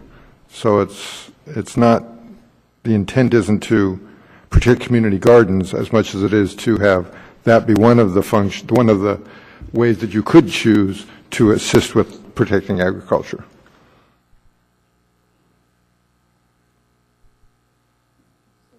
.7 is more direct, that you're trying to be affirmative and do something to assist with community gardens. Yeah, and the way I would read 7.7, I would say is trying to establish the community gardens in the first place, and 7.5 is trying to protect them once they're in place. I'm in favor of keeping it as it is. I wouldn't say 7.5 is an establishment requirement. No, 7.7. Yeah, right. Yeah. Okay. Any other questions on the 7s? Number 8. Goal number 8 is to provide for quality infill development in developed areas of the city and encourage high-quality infill projects and redevelopment, lowercase r, of underutilized and blighted areas in the city. And the policies encourage revitalization of the Old Town Specific Plan area, 8th Street corridor, through infill development, encouraging development convenient for transit and striving to eliminate obstacles to infill.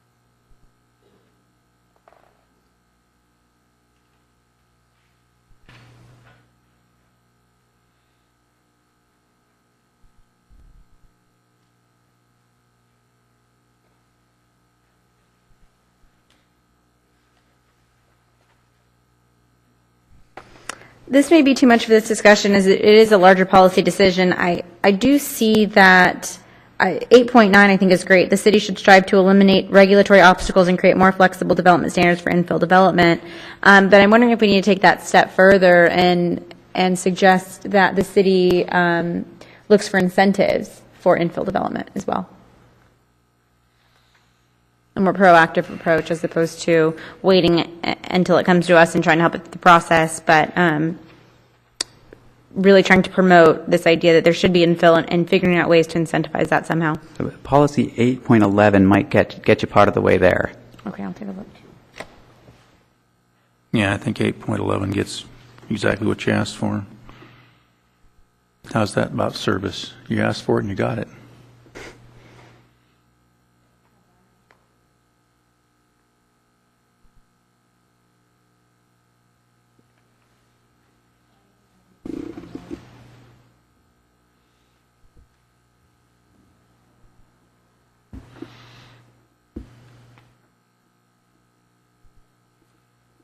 Yeah, the reason targeted areas and sites, that's as defined by whom? I think that was my concern with that. Now, the city attorney did point out 8.2. It does say that we promote infill development. I think that gets us part of the way. Well, everything under 8 deals with infill. Provide for quality infill development, et cetera. So everything here deals with infill, so that's... I understand that, but when we're talking about incentives to assist in infill development in targeted areas and sites, do we know what that's targeted for? I think those are the corridor areas? In general, yes. I think that the intent there is that there may be a need to prioritize the incentives and assistance if you have, resource limitations in terms of funding. And so I think this is getting to the possibility of establishing or formalizing those target areas more specifically so that you can prioritize your assistance to specific areas if necessary.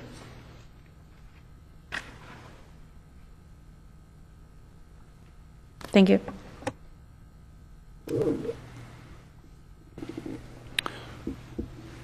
Number 9. Okay, and number 9 was added entirely by the Planning Commission with assistance of staff. And what it does is it refocuses some of the other policies of the general plan, but in the context of community health. And the goal says, a community's overall health depends on many factors, including the environment in which residents live and work. The City of Lompoc supports an environment to encourage a healthy lifestyle for residents of the community. And the policies are to encourage access to park facilities, a diverse range of housing opportunities, and business expansion to provide employment opportunities. I believe I know the answer to this already, and I'm not sure if it's yourself or Ms. Breeze that would answer the question, but in some of these additions I can see direct language that comes from the Heal Cities campaign, and I'm curious if some of that was utilized in the land use element, or if this was something that was entirely generated by staff and the Planning Commission. No, it was not. It was generated by the Planning Commission, and it was with Healthy Lompoc. Their input was provided, and we did look at some of, I can't recall right now what, there were a couple of ordinances that we did look at that were very specific to the healthy environment and that type of thing. Okay. I believe a lot of the information that they were provided was for myself from the Heal Cities campaign. So I'm just excited to see it all in here. I think it's great. So thank you. Okay, Richard, let's take a break here, and we'll have public comment on the first section, so we don't get public comment that's so far down we can't remember why we're... So who would like to talk to us about the portion of the general plan that we have covered so far? Come on down.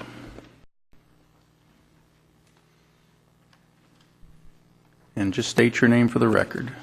My name's Kim Rounds. Last time they printed it as Ken Rounds for the record. It's Kimrounds.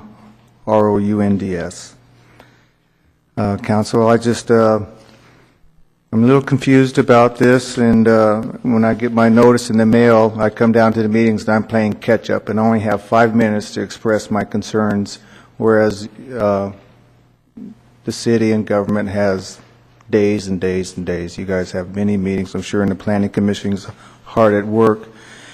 And so I have to voice my concerns very briefly. And my last meeting, I was in disagreement with the urban lines. I didn't want my home to be included in possible annexation down the road in the future. And but you voted that through nonetheless. And I'm asking the council to redefine that green barrier line in San Miguelito Canyon Road. I'm in lot number 17. I want to stay in a rural setting. I want to stay in a county zoned area. My lifestyle's been equestrian and have some chickens and such, and I'm really concerned about what I can use my property for. And right now I'm in a confused state. I don't know who's running the show, if I'm going to go to the county or if I'm going to go to the city. I don't know if I can ride my horse down the street or not. The language in the general plan has absolutely nothing to do with equestrian language. And in this brochure you gave me, it says that the expansion area in Miguelito Canyon was scratched out, and yet in reality it's not, because it was past the last meeting that I was invited to come to and give my public discourse. So this is confusing in itself. I talked about, I've got 3 minutes left. And in this, I'm understanding that it's a work in progress, because there's things here and yet there's things being lined out. So I'm assuming that this is a work in progress, and for my comment here. So what I would like to see is protection for my way of life. I don't know if anybody here reads Mother Earth magazines, but you know, that's kind of where we're at. My family, my children, my grandchildren are all learning about nature, and Miguelito Canyon is a very unique area for that. I look across the street, I see I've had mountain lions in my backyard. I've seen large bobcats walking the railroad tracks across the street. There's a canyon that's there that is a thoroughfare for all the wildlife that go right by my house down to Miguelito Creek when it has water in it. And I get to view these animals, and I've seen turkeys, foxes, coyotes, deer, mountain lions, and such, and they're there all the time. I see the lot next door, I see baby bobcats and such. I don't want to see that change with too much more development. Miguelito Creek is supposed to be a steelhead protected vicinity. I started to go on the web with the Department of Fish and Game. That area is supposed to be protected and maintained. There's supposed to be water flowing there, and yet just like the river Lompoc's dried up, the Miguelito Creek is dried up. My concern would be that the water usage, I know the city uses water up the canyon, and the industrial plant uses a great deal of water. My concern is that the water is being overused, and the aquifer is being depleted. There's other plant life. I know mushrooms. Miguelito Canyon is renowned for the chanterelle mushrooms. There's about 4 different species that grow around the area. There's other species of mushrooms that I've discovered that are very unique and rare. Agaricus lilacips are underneath certain trees, and they do exist. I know where they are. There's a certain chanterelle mushroom that's huge. It's like a basketball. It's a beautiful fungus. So I'm really concerned about those issues, and my main concern would be my livestock, my horses. There's no equestrian trails being established. Where can I ride? You have a bike lane going up Miguelito Canyon. Right now I ride up the railroad tracks and or on the street. Am I going to be inhibited from doing that? Where can I go? Time's up. Thank you. Thank you. Kim, you need to understand that you're still in the county, and the only way you end up in the city is to ask to be annexed. And to be annexed, everybody between you and the city has to be annexed first. So it doesn't happen unless you decide you want to be annexed. So I'm still in the county? You're definitely still in the county. Well, that urban line that you guys drew up and such. That just says that that's the area that someday, and this is a 2030 general plan, someday between now and 2030, that area might come into the city. Not will, but might. So your status hasn't changed. We did discuss about how people come into the city, like a neighbor around me wants to come into the city, but they're not in that green line either. Yeah, it would have to be everybody between where the existing city limits is and where you are would have to come in first before you could even think about it. And we don't bring you in. You have to decide you want to come in. It's up to you, not us. We just put the line out there and said, if you want to, come on down, and if you don't, don't. So if any building permits and stuff, I still go through the county? I don't. Nothing has changed for you. All we did was give everybody an option. But again, you're quite a ways up, so it would be a ways before it got to you, I think. I'm concerned about the equestrian part. I've developed my property for horses, and yet if you get annexed into the city someday down the road, we actually have a zoning that covers that. So if that happened, we have a zoning that allows equestrian. I'm sorry, I can't think of the name of it, but RA, rural agriculture. So. But I don't see anything written down in this general plan. The rural agricultural is the zone, and that's in the zoning ordinance of the general plan, which is another piece of it that we're not dealing with. But I guarantee you it exists, and you can go talk to former council member Martner, who has a parcel in the city limits. That's rural agriculture, and meet her donkeys. So. Okay, thank you. That's reassuring. Yeah, you answered my. Mayor Lynn, I just had a question for. Oh, sorry, were you? Go ahead. For staff, I was thinking about generally land use, and I think that was a good suggestion, but I looked at policy 5.1, and I'm curious if you would agree that would somewhat address the concerns. It's protect the cities and Lompoc Valley's natural resources. So it reads, the city shall maintain open space designations for areas used for the preservation of scenic beauty, natural resources, or outdoor recreation. Outdoor recreation to me would mean equestrian, anything with horses really. Or the managed production of resources including groundwater recharge, which was another one of your concerns, or the protection of public health and safety. And it goes on a little bit from there. But for me, and I'd like staff's input, do you see that would somewhat address the concern brought forward by the resident? I think partially. I think definitely from the goal perspective, as you mentioned, the policies I think are more oriented toward open space designations rather than a rural residential use. But recall that we've broken the general plan update into two phases. We have this first phase with the land use, circulation, and housing element being already adopted and certified by the state. And then we have a second phase that's coming on the heels of this, which will deal with the conservation open space element and the parks and rec element. And we have opportunities in both of those cases to address equestrian issues and other rural issues of that nature. But I guess for me, do you think it'd be prudent to have a policy 5.4 that essentially says we're trying to limit the impact of the rural lifestyle that borders us on four sides, including livestock, equestrian, et cetera? Do it. Okay. 5.5. So just want to draw your attention, we haven't quite gotten there yet, but as we move on past the policies, we'll be talking about the general plan land use categories and definitions in table LU1 and the land use designation of very low density residential that might correspond with an RA zone. Spells out its purpose to provide semi-rural residential areas on the fringe of urban development at densities which protect the area's natural features and resources, to provide residential areas suitable for the development of custom homes in a setting which maximizes privacy. I don't think that addresses my concern. My concern is more about limiting impact on the surrounding communities. When I was growing up here, there was this really strong integration, actually, where there was sort of the seamless transition from the county to the city, and I think that for me that maintaining that actually is very important.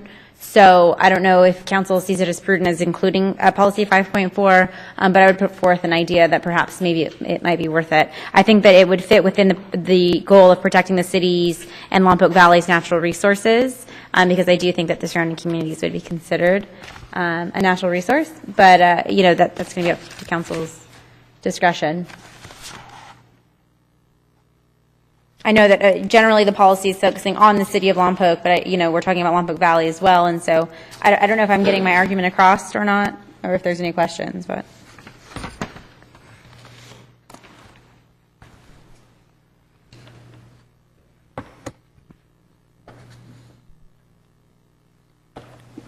Councilmember Holmdahl.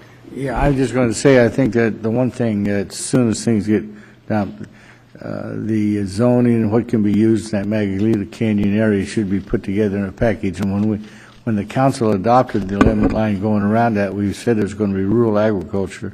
That's what it's going to be. In relationship to the Magdalena Canyon Creek, this is the driest year since 1970. And in 1970, the whole creek was dry. And there's no more irrigation now than there was then. So, I mean, since I lived in the creek since 1951, and we watched that creek go up and down. And it is, another person can talk to me about an area that's dry. But the creek goes up and down, and there's water, and it's going to be a tough year because it just hadn't been. When you only have 4 inches of rain, usually you get 16, it makes a big difference.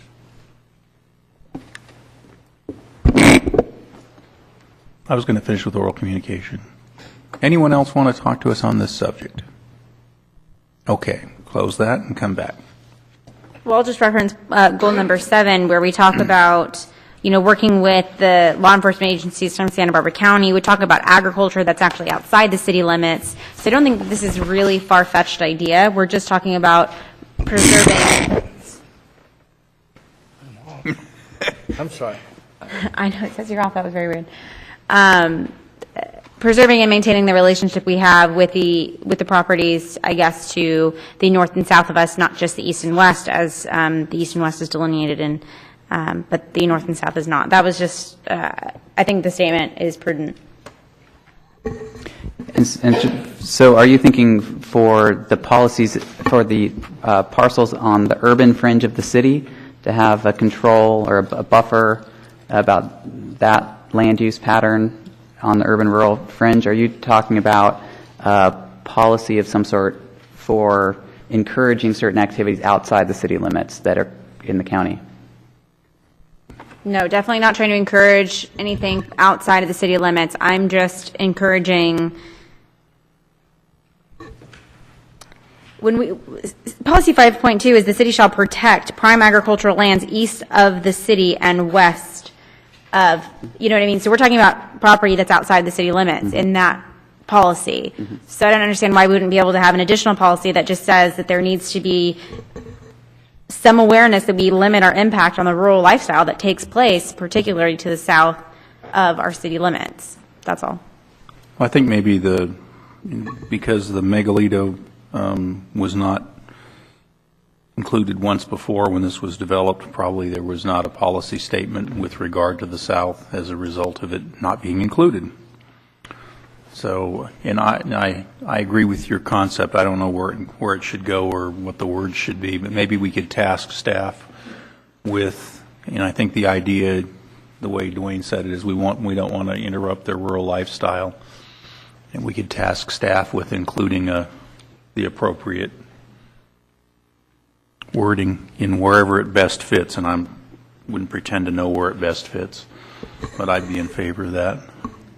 Yeah, and I think that's something we could consider adding to policy 5.2, which currently references areas east and west. We could expand that to talk about protection maybe north and south, or certainly south, and instead of prime agricultural land, reference rural lifestyle, rural lands with the same sentiment. Everybody comfortable with Richard and Lucille wordsmithing that up? Yes, please.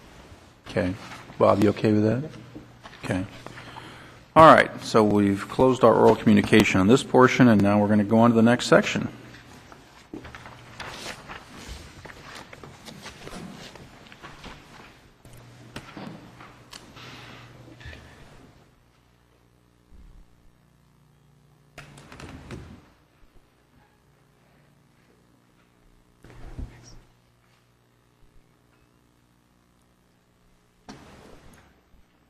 Okay, well, as I mentioned, the next section is the land use categories and definitions that follow the policies in this draft land use element. I wanted to point out call attention to a few of them, but certainly open to comments on any of them. One is, I apologize for any confusion this is causing because this is the Planning Commission version, but the rural density residential designation was a new designation created that would apply just to the Miguelito Canyon area. At the time when Planning Commission was reviewing this, they had recommended excluding that area. Now that it's back in, this designation would also come back in, and the intent is to allow a lower building density than is currently allowed by the very low density residential category. In this case, it would be a 0.2 dwelling units per acre. There's also been there have been revisions to the mixed use designation compared to the 1997 general plan land use element that includes an increased density, maximum density, and maximum floor area ratio, and a revision to the Old Town commercial designation to allow additional floor area and an increased maximum density for residential uses within that designation.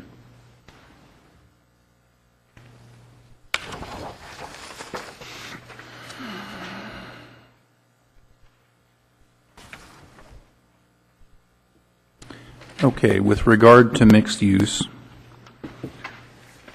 let's just see what this gets us now. So we have a 7,500 square foot lot, and we're going to use the ground floor of the building for commercial use, and we're going to use the second and third floors for residential use. How many residential units are we going to be able to build on the second and third floors of that 7,500 square foot, basically lot line building? Not quite, because you have to have a trash dumpster, but pretty close to lot line in the mixed use zone.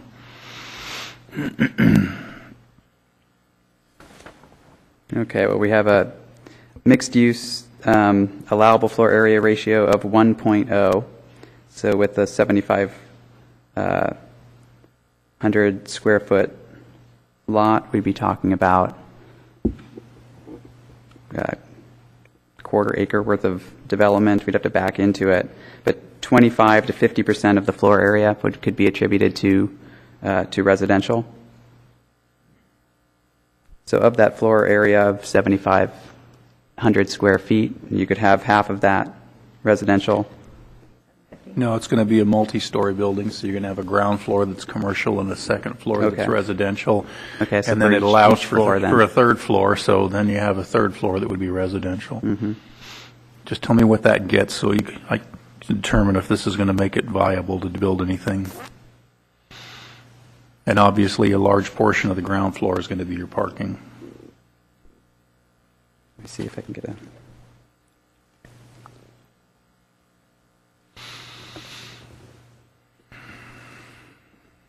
Mayor Lynn, if you just want to maybe give the viewers and the folks in the audience some background to why you're bringing up this issue, because I do agree that I want to see more mixed use, but it hasn't penciled out at this point. And I think that just a brief explanation would be that the way our ordinance is written now, you would be allowed to put 3 apartments in 7,500 square feet, and that's not going to allow you to build anything. And the way these buildings pencil, particularly when you have lower rents and lower land costs, is to get more density, which is the goal of mixed use. So we established the mixed use zone in 2007.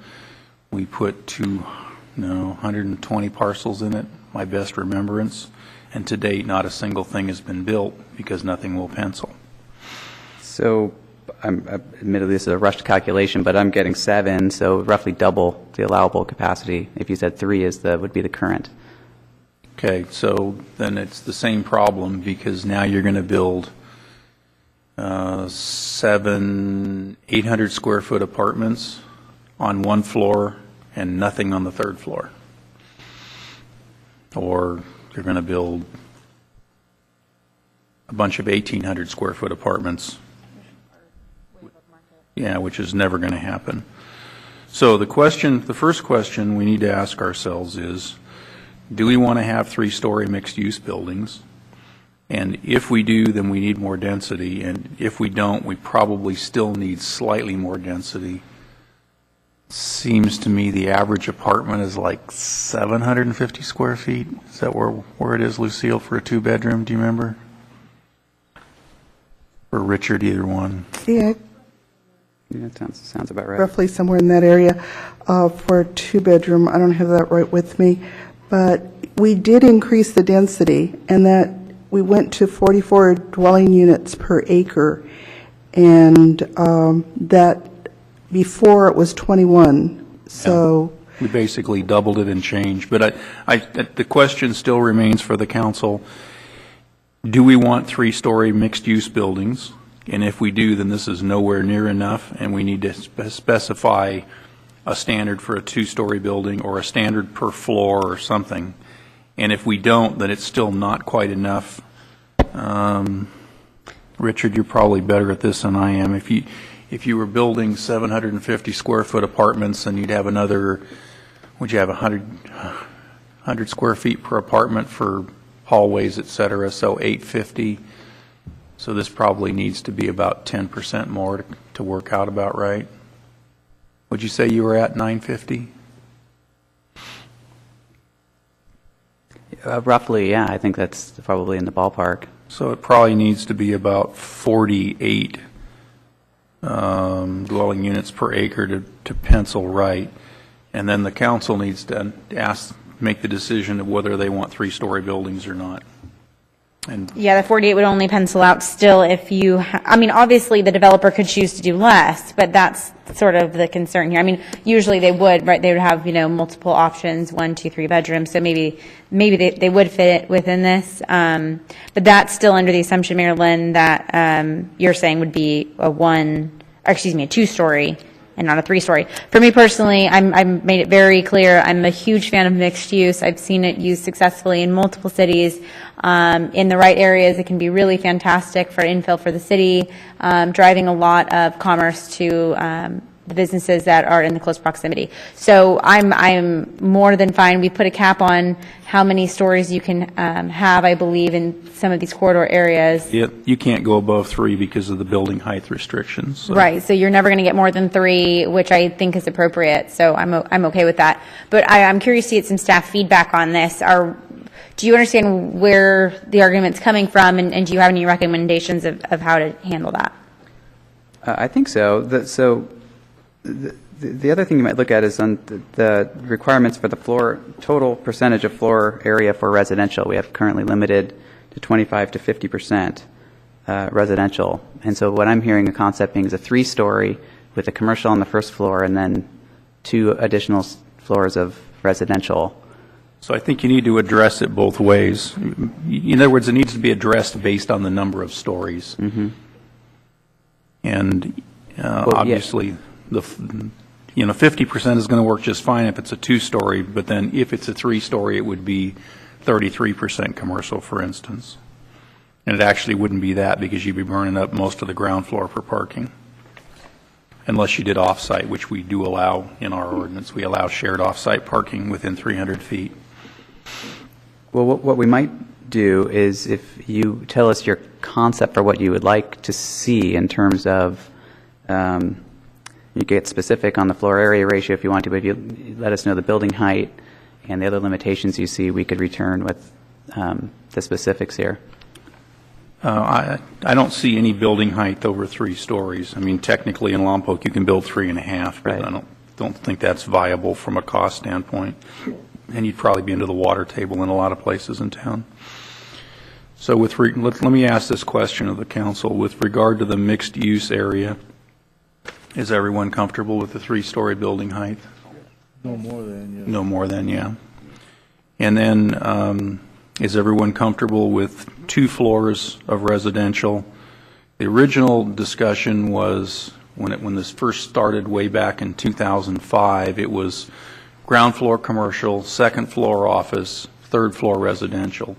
But the point that I made back then is there's no demand for 2nd floor office in this town. I mean, there's offices that have been vacant for as long as I've lived here. And there's there's always office space. So the thought of using the second floor for office it doesn't work. But if you could build a 3-story and get enough density, you have a haunted microphone, Dwayne. Oh, I even got it off. I know.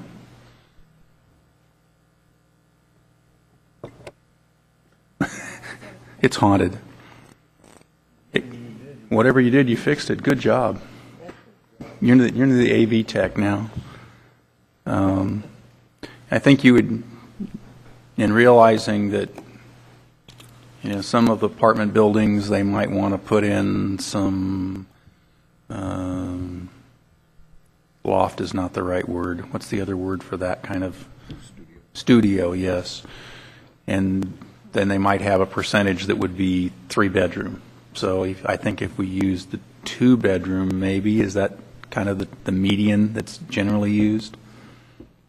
Yeah, I think that would make sense. I mean, something to consider, as the density goes up, we're at 44, that's pretty high density, 44 dwelling units per acre.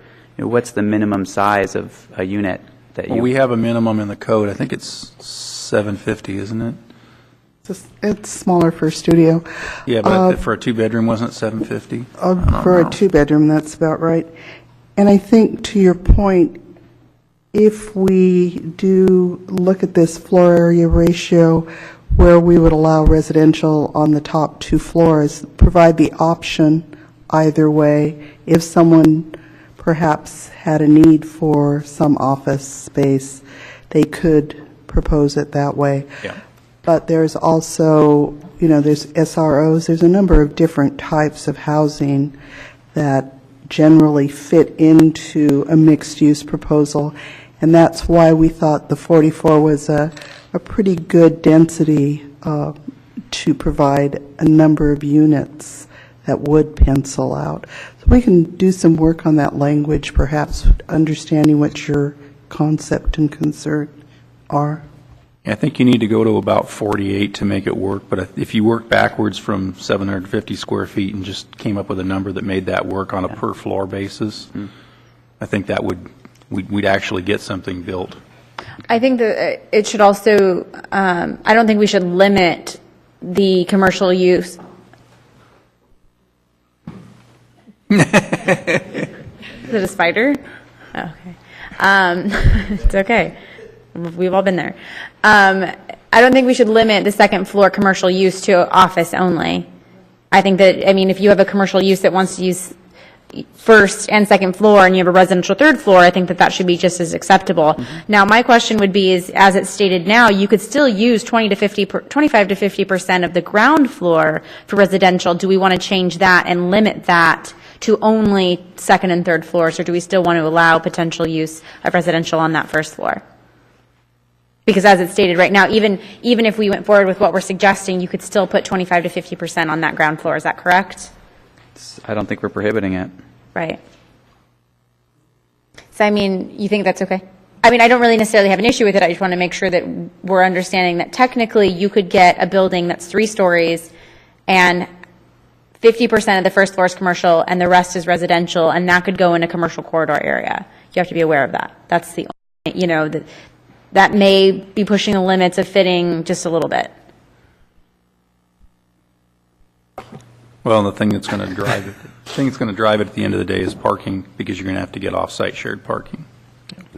That's what I was going to say. The parking would drive it, but that's the true definition of mixed use. And the economics, what's going to pay the property owner more, the commercial or the residential? So, well, I think, isn't everybody's goal here to give them as much flexibility as possible so they can build something that pencils? Right, but I still think it needs to fit within our planning, which is that commercial, mixed use is sort of a good cohesion of both and not primarily residential in a commercial area. That's the one thing I wanted to bring forward. But I think parking really is a strong argument, because currently I'm not even sure there'd be a location where you'd be able to build out that much parking as well as the rest of the facility. What's fairly common in other places is for several parcel holders to come together, develop their building, and have a shared parking structure that have a 3-story parking structure that services all of the buildings. And that's, if we're ever going to get any concentration in downtown, that's what we're going to have down there too. would be shared parking. So, okay, you guys got a handle on what we're talking about? Right, I think so. So we can return with that. Next. So were there any other comments on the land use categories and definitions? Yeah, I have one. I think that the Planning Commission has kind of basically combined business park and industrial. And I think we need to be consistent in the general plan with regard to that.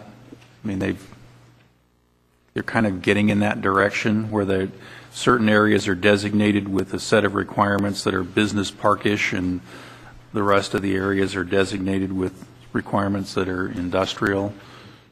You know, for instance, the new parcel that's being developed, well, it's not a new parcel, the new development at V and Central, the Planning Commission has basically determined that the front 300 feet facing Central Avenue will be business park-esque, and then the balance of the parcel will be industrial. And I think it might be a good opportunity to make those changes so that we're going down the same road that the Planning Commission's going down, because the business park zone has been a death knell for many years, and we're finally getting it fixed, and I'd like to really get it fixed. So either, my preference would be to call it all industrial, but then call out certain areas that have a different set of requirements. I understand the concern. I'm just not sure I agree with the solution to that. I don't want to see the loss of business park. I know that in some instances it does create an overburdensome area, but I definitely don't want to see the loss of that land use. Well, and the other approach would be to, when we get to the map, rework the map.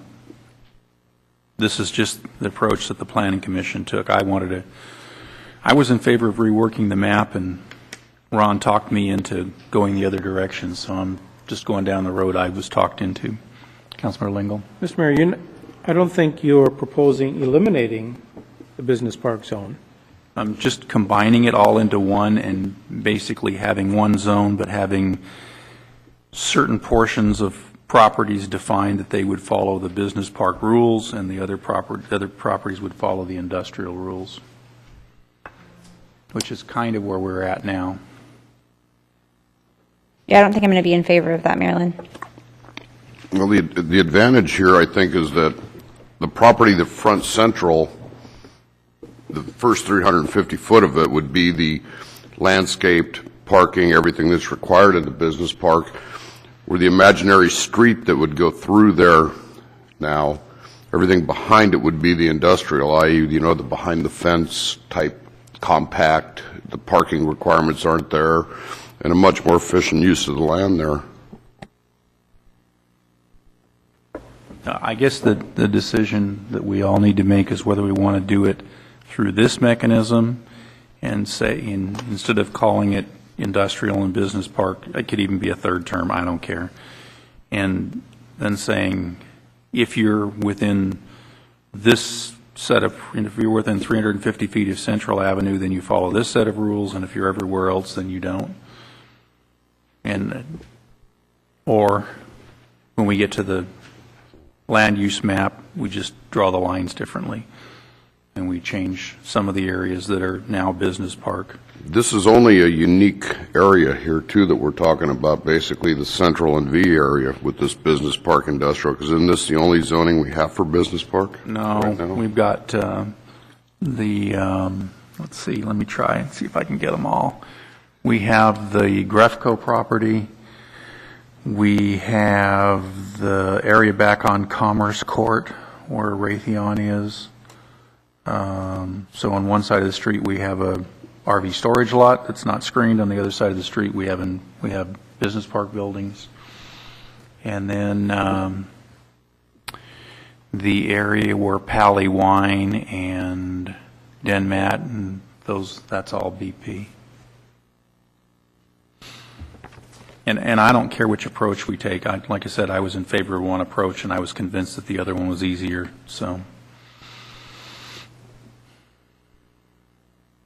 I'm sorry, Councilmember Lingle. Yeah, I'm just thinking, the area you're talking about over on Central Avenue, So the property along the thoroughfare, Central Avenue, 350 feet would be industrial park. The remainder to the rear of that could be industrial, preserving. Business park. Business park, yeah. It's just that rather than redoing the map by combining the two zones and calling out those areas that needed to have the BP type amenities I was told was an easier way to go forward.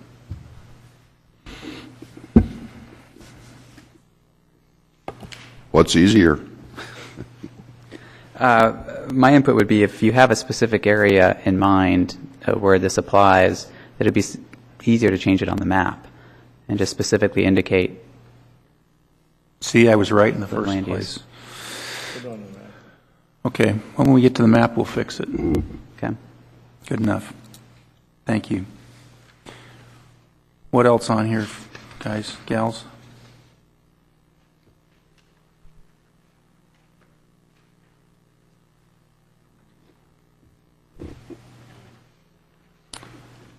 Dwayne, look at AG and tell me if that, look at ag, make sure that you're the ag expert. 407 of 492, 21.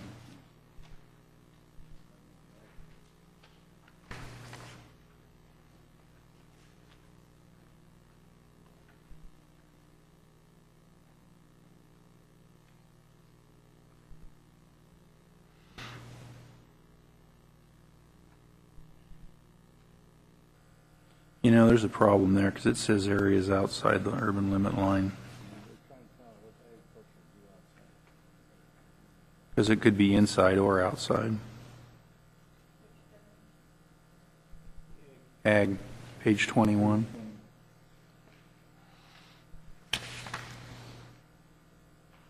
Because there's land inside the urban limit line that's farmed now.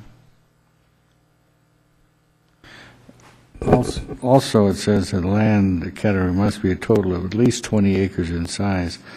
Well, some projects, you can do a lot of agriculture on a lot less than 20 acres, too. Yeah. So, agriculture will make it work wherever they have it. Just kind of give them the freedom to do it. You got a greenhouse, you got farm equipment like this, and packing all this. Just like the Campbell coming in and doing his. Yeah. So not all of them are 20 acres. So I think that Lompoc always has supplied production for agriculture inside the city limits, no matter if it's packing, shipping, or whatever. This isn't all bad, but the idea that it has to be 20 acres may be the biggest drawback. Well, I think it, I'm sorry? Is this designation AG agriculture currently used? Yes, we have some land that's currently used for that. And is that an issue, the one dwelling unit per 20 acres? Has that been a concern? No, I think what we're looking at here probably is in the first sentence to provide areas just outside, but it could be inside or outside. I don't think. For the production of agriculture. You know, for instance, Mr. Wyman has a piece of property that's currently in the county. If he wanted to bring it into the city, he would want assurance that he could continue to farm it. I'm not saying he would want to bring it into the city, but if that was a choice, he would want assurance that he could continue to farm it, and this doesn't give it because it only talks about areas outside. And then to Dwayne's point, I think we just need to take out the sentence about 20 acres because I don't think that has much to do with it. Because they're smaller parcels. Yeah. Mr. Mayor, Mr. Weinman's property is currently, I believe, we just put it inside the urban limit line. We did, and so I think that's what I'm saying. This needs right. to say inside or outside. Well, what if we just struck the words outside the urban limit line? So in other words, it would read, to provide areas for the protection and preservation of ag land. Just strike that few words outside the urban limit line. That way, whatever we do in the future, Mr. Weinman could continue to farm that property. I think I defer to the city attorney. Does it matter? I'm good If with you, either if you strike outside the urban limit line, it would be the same as if you added outside and inside the urban limit line, so. Okay, I'm good Cover with both sides. So- Those words will get you to the same place. So striking it is the best way then, yeah. Yeah. I'm good with less words. Okay. And then I think we need to strike out that sentence with regard to 20 acres. So it'd be land in this category must total at least 20 acres. I don't think we need to even have a discussion of that. It is what it is. Agricultural land. So everybody good with those two changes? Yep. Ashley?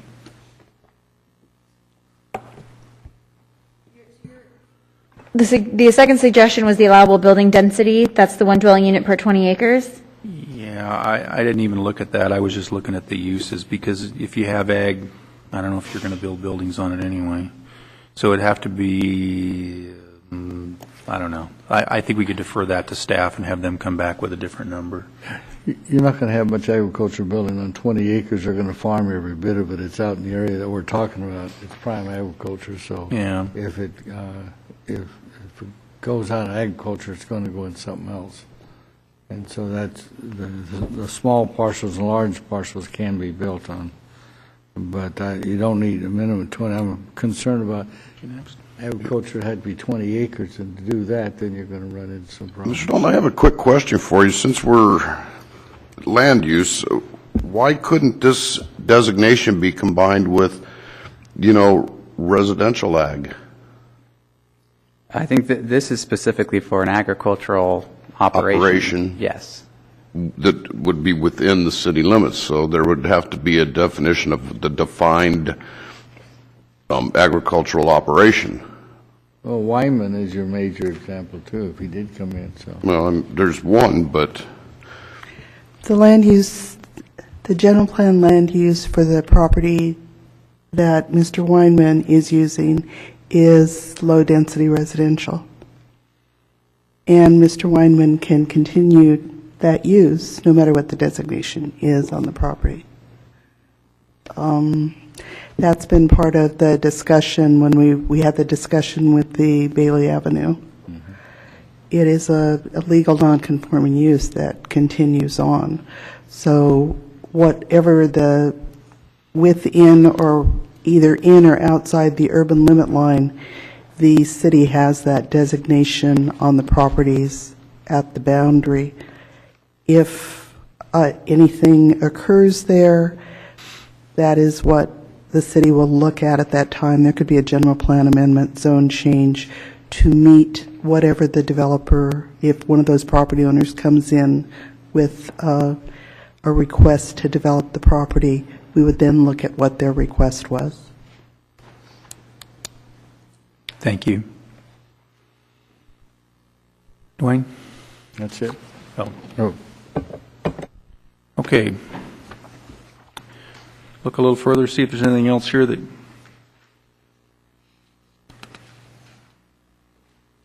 And the OAC one is gone, which is page 23.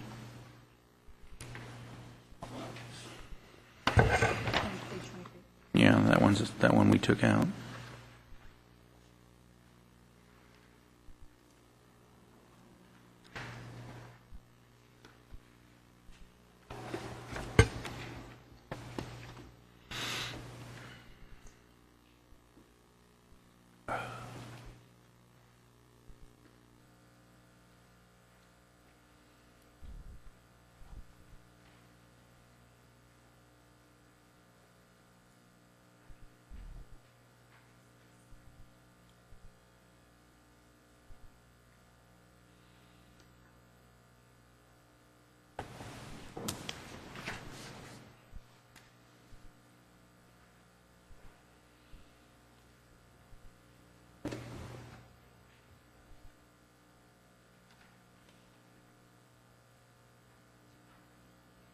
Okay, everybody good through page 25?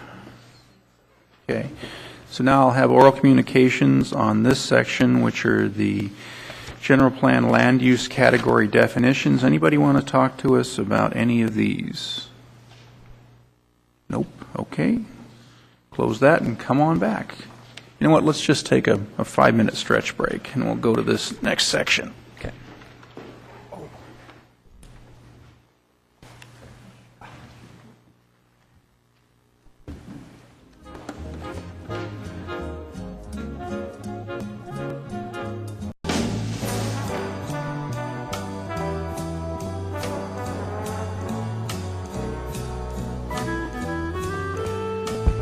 Okay, I think we got to go back to 7.4. I think we have a term issue. A word issue. 7.4, sorry about that. Yeah, goal 7.4.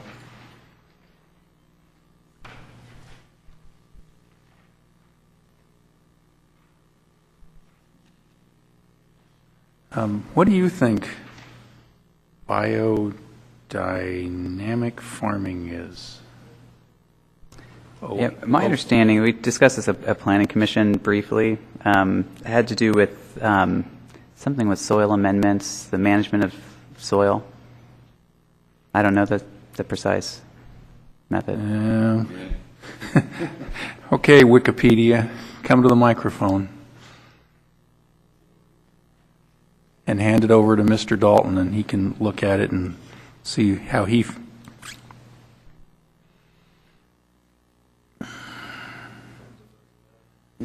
Be quick. I had no idea what it was, so I looked at it myself. Yeah. It's organic, except you can read some of the biodynamic. Yeah. Okay. Biodynamic agriculture uses various herbal and mineral additives for compost additives and field sprays. These are sometimes prepared by mystical and controversial methods, such as burying ground quartz.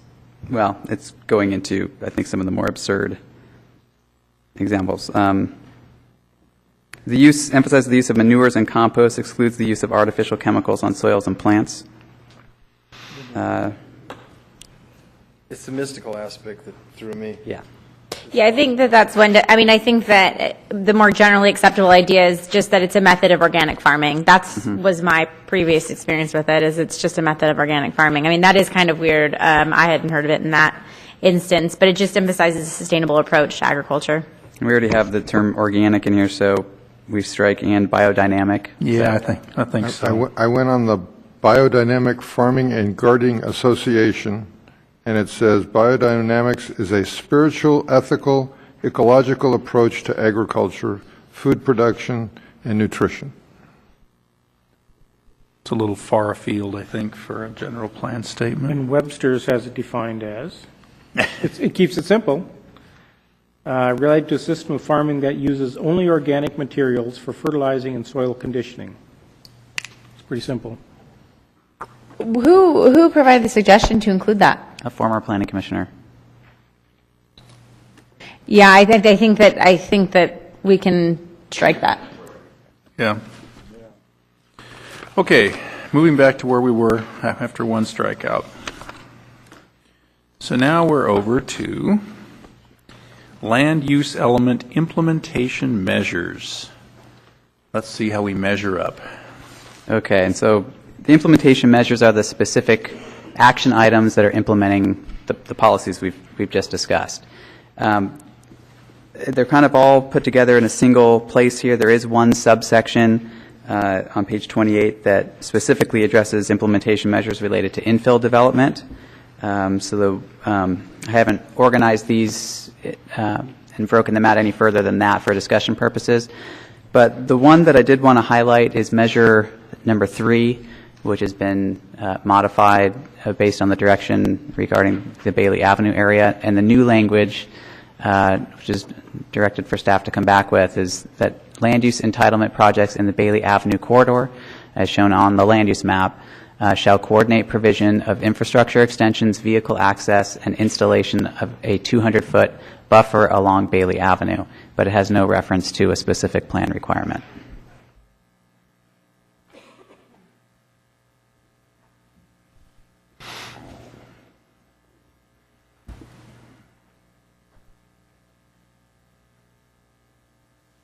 With regard to measure number 4, what do we have to do to implement that? I believe it would just be a language change in the open space component of the in the zoning ordinance. Yes? I'm sorry? In the zoning ordinance? Zoning ordinance, yes, Okay. correct. Because we already allow that, but I think we do it by conditional use permit.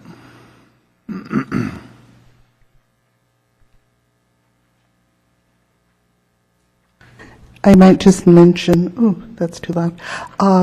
When the policies are adopted, the implementation measures, the direction that we take from council is this is how we are to be proceeding with the developer.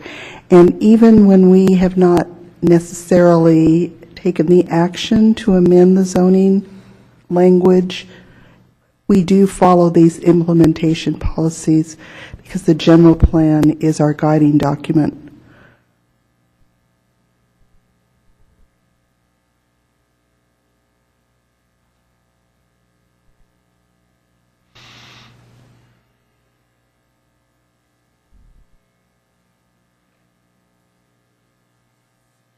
On 12, do we need to take out Ocean Avenue there or not?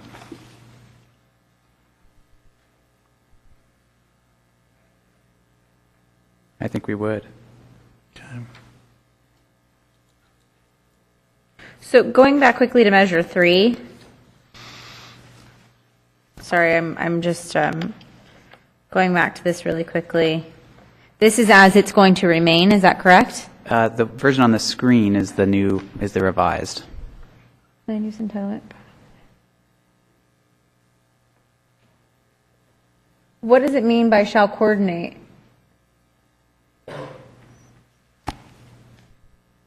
The intent there is that the land use entitlement should be planning for those components. So basically you're saying that they would come forward on an individual project basis instead of part of a specific plan covering the entire area. But as each one of those individual land use entitlements comes forward, it needs to plan for those connections with potential future projects. Right, but this doesn't, in that, sorry. Part of what my concern was last time was, and you and I have spoken about this, is that I disliked a specific plan only because I thought it was an all-at-once kind of thing. Once I found out that it was not, I actually realized why a specific plan was necessary, because if you do it on this basis, what we can do is we can set the parameters for the overall amount of residential, commercial, open space, et cetera. But if you do it project by project, what you can end up having is the first 1, 2, or 3 folks who apply to utilize their property or annex and develop their property sort of get the choice of the stock that they want to take out of that entire delineated amount, and then you're not having necessarily a planned development of that entire corridor area. So that's my concern with leaving it as it's proposed up on the screen. And if you can just speak to that briefly, or what the intent was behind that. Well, you're right that a specific plan is intended to address phasing of multiple land uses over multiple parcels.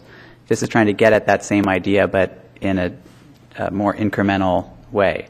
So it would basically be at the discretion of ultimately the council as a project comes forward to evaluate that project and ensure that it will allow for a connection to an adjacent parcel if it comes in, and that it can be done in a logical way, and that it's accepting a reasonable amount of the development potential, but that would have to be done on a case-by-case basis rather than as part of the larger picture in a specific plan. Mr. Wyman, it'll be just a couple minutes and we'll get to you, okay? So make yourself comfortable. You don't have to. Okay. I understand that, and I think that that's good, and that we're facilitating the process for folks who are interested, but I still have the same lingering concerns at the end of the day, because it's difficult to say on a case-by-case, and as factors change and things change, that at the end you're going to have a cohesive development because you are doing it in that manner. So, yeah, I think there's a trade-off here. If you do the specific plan, it's going to cost more. It's going to require the property owners to figure things out in a way where they, maybe it's difficult to cooperate and work that out in a plan. It can hold up someone who's ready to move forward right now. But it does give you that more comprehensive planning picture of what's going to happen. It's easier to coordinate it all at one time. So it's more about what you want to get out of that area. Well, and I think the part of it is that no matter what happens, it has to go through the planning commission process. It has to go through the staff process. It has to come to the city council. So there's an awful lot of people who are going to look at it and make informed decisions based on what's best for the community. So I understand your concern, but I'm satisfied with what's been written, or at least how it's explained. I probably wouldn't read that into it, but I don't speak planner. Okay, any other, I'm sorry. Yeah, the one thing that, if I remember right in our discussion, that we wanted to make sure the buffer was built all the way through, but didn't have to force them to build it until each one of the properties came in. Right. And that was the whole thing, why we got a Pacific plan, but the basic part of it was the buffer was going to be all along Bailey Avenue as the projects developed. And before that, they'd all have to go ahead and put the buffer in before any development was going to start. And I think that was the truth of it. Okay, anybody have anything else on any of these down through 27? I'm going to get him in a second. As soon as everybody tells me they're good down to 27, then we'll have Councilmember Lingle. I think maybe at that point, it may be a good place to put in Measure 28, and that would address your concern about the business park on Central Avenue. Okay, hang on. Don't fire up 28. Let's get through 27. Okay. Anybody have anything? Hang on. Don't go away. I think you're right up. I just want to make sure I'm not cutting anybody off. All good through 27. Okay, and now for 28. I think that'd be an area where we could put Measure 28, and I could put it down. The city shall establish a business park zone that extends approximately 350 feet from Central Avenue between H and V streets to preserve the view along the major thoroughfare. The remaining of the formally identified business park parcels could be identified as an industrial. Sounds great to me. I think that would accomplish what you were talking about. I think you got it in a nutshell. On the map. Yeah, and the map, yeah. Yeah, we'd have to make sure the map's consistent with the language. Sure, of course, Yeah. yes. Yeah. No, I think that's great. Can you restate that one more time, Councilmember Lingle? Sure. The city shall establish a business park zone that extends approximately 350 feet from Central Avenue between H and V streets to preserve the view along the major thoroughfare. The remainder of the formally identified business park parcels shall be designated as industrial. I think that's great. I agree with that. I mean, we have very limited industrial space. This will give us some additional.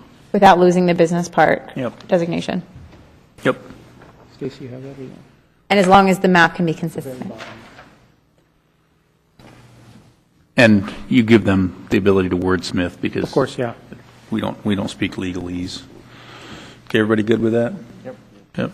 Okay, got that one handled. All right. Now let's go for public comment on this section. Come on down, Mr. Wyman. I'm Ed Wyman. I think you have been here before. You pretty much answered my question as to when the buffer zone would be built. It's to be built as each parcel is developed. No development, there's a break in your buffer zone, correct? Say that last sentence again, I'm sorry. Well, if I didn't develop, you're going to have a break in your buffer zone. Correct. Right. Now, that's fine. Now, the next question is, from DV Ventures down to Ocean Avenue is a mile. 8 feet, a mile long is an acre. So that means you're going to have over 20 acres in a buffer zone. Can we afford 20 acres in a buffer zone? Let me tell you what it ends up being used for, and you'll feel a lot better about it. With the new stormwater standards, you have to put percolation basins in. So basically, it's going to be a buffer with a percolation basin. So we would have to designate land somewhere to do that, but now it'll be within that buffer. So we won't lose land. We'll be fine. Well, why can't you run it out to the river? You can't. The new stormwater rules is you have to percolate it on site. Matter of fact, the new stormwater rules, we're not quite sure how much you have to percolate, but we're pretty sure it's almost all the water that ever falls on it. You haven't been down there when it rains. Yeah, it's It's pretty bizarre rules. Right. Yeah. If you want some really entertaining reading, I can give you that. Okay. Back to you, Mr. Dalton.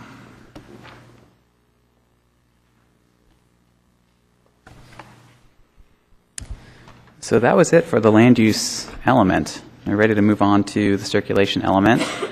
And we have a similar breakdown by goal. There are fewer of them. I believe there are 4 goals in the circulation element. I'm sorry, I need to ask one question. Yes. Because I may have been wrong. It wasn't my impression that we were fixing the land use map tonight. My impression was we have that yet to do. That's correct. Okay, good. Yes, that we brought back. It needs to return to Planning Commission first. Okay, perfect. Okay, so beginning again with goal 1 of the circulation element, the overarching goal, maximize the efficiency, quality, and safety of a multimodal circulation system which provides for the movement of people, goods, and services to serve the internal circulation needs of the city while also addressing through travel needs. And then the policies identify level of service standards, require the transportation improvements be proportionately financed by new development, require provision of pedestrian and bike facilities. And so we have policies 1.1 through 1.12 falling under this goal.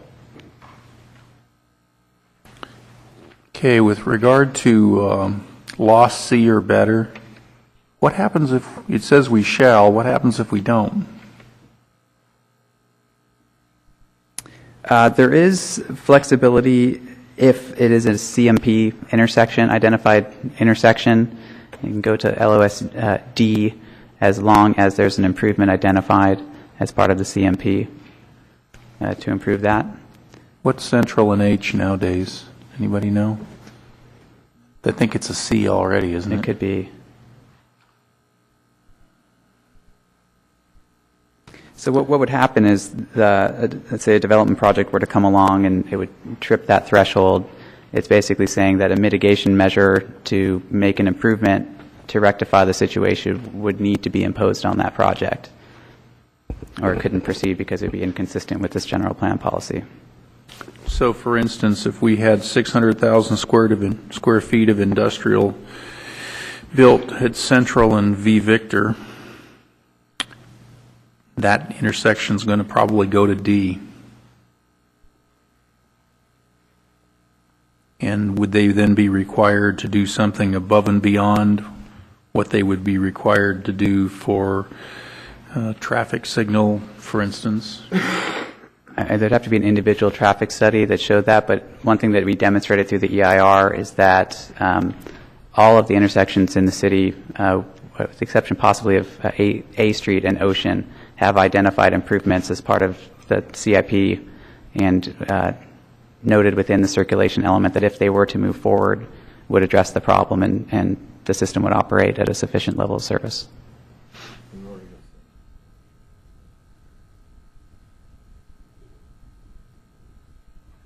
I guess I'm not very comfortable with shall there, because I don't want to hang us.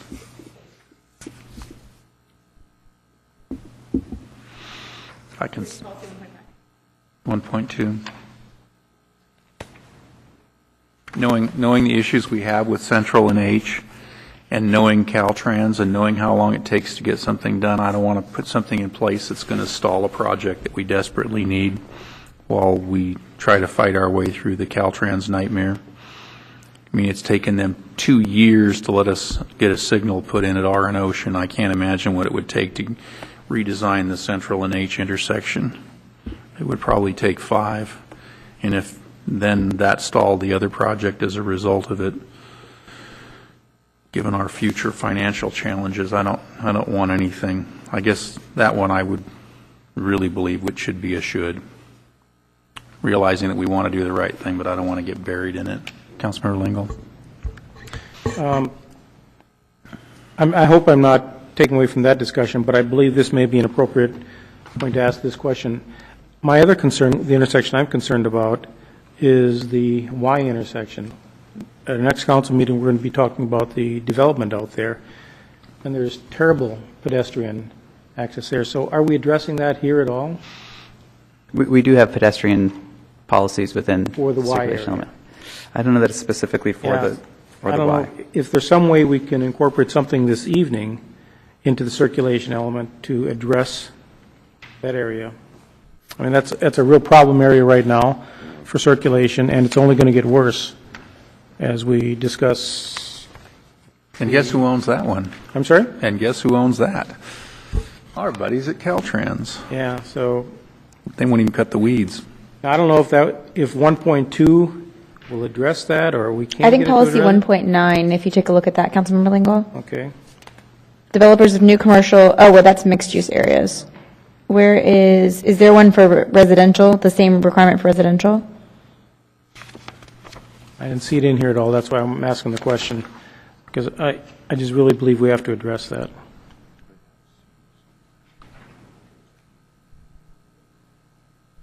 So when we get to goal 3, that deals with alternative transportation, including bike and pedestrian, and it's probably under that. Under goal 3? Goal 3.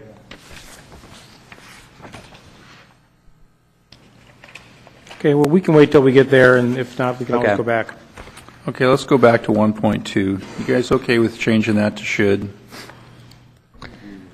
Unfortunately, Marilyn, that is above my pay grade. I'm not very familiar with that, so.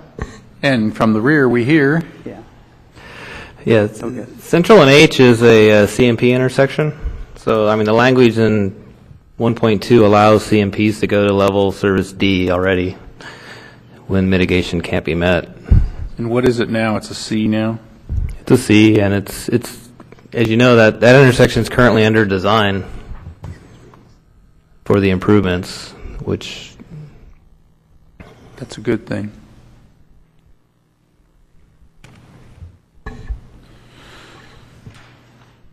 I don't know, this one still bothers me. I'd just soon have should. What do you think? Dirk? Okay, we'll change that one. Is the should going in both places as a shall, or just in one of them? Shall is in 2 sentences. Should's in two, it should be should in 2 sentences. And does that go against staff's recommendation, or staff is open to that change? It's always been shall, and I don't really see a problem with shall. Because if you can't mitigate it, there's a provision to allow it to go beyond C. But Yeah, I think there could be a concern if it's just advisory with a should, that, I mean, that's a hook to require developers to pay their way as they have impacts on transportation facilities. And this is, if a should would indicate an intent to hit that level of service, but ultimately, let's say through your CEQA process, as you review a project, you're still applying your city's level of service threshold. It's essentially a shall. I think maybe we could craft language that speaks to the timing of the improvement or the timing of the contribution of a fair share fee, such that it doesn't have to be absolutely in place as an multi-million-dollar improvement to allow a development project to move forward, as long as you have an assurance that it will happen at some point, or they're paying their fair share. Yeah, that would be fine. Yeah, I think to be agree with that, consistent, the shall would remain in place, but I do see that as dealing with part of the concern. Okay, so we can craft something, and maybe it's somewhat similar to how we're currently applying it to CMP intersections, but we broaden it out. Okay, that'd be great. Thank you. Okay, anything else in ones?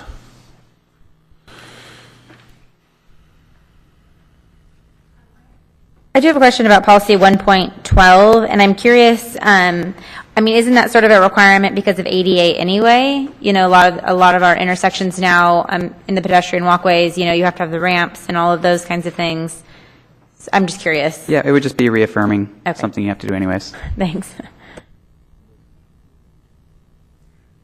Okay, goal 2.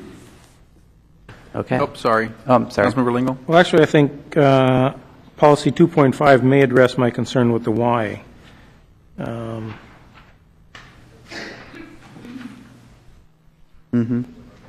That, I think that we're not there yet, but I think that that's speaking within the development footprint right? So it may not be necessarily at an adjacent intersection.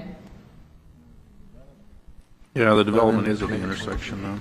Excuse me, No, Councilmember Lingle. If you look on page 11 of the circulation element and measure 22, I think you'll see that the city should also consider over or under crossings as part of future development in the Y expansion area to provide better connectivity between residential development on the east side of Highway 1 and Ellen Hancock College. Okay. It's all in there somewhere. We just got to find it. Go ahead. Okay. Goal 2 is to minimize the public's exposure to circulation-related noise and safety hazards, and the policies designate the truck routes that minimize noise impacts, require illumination of crosswalks, encourage safety on access routes to schools, and encourage minimization of neighborhood through traffic.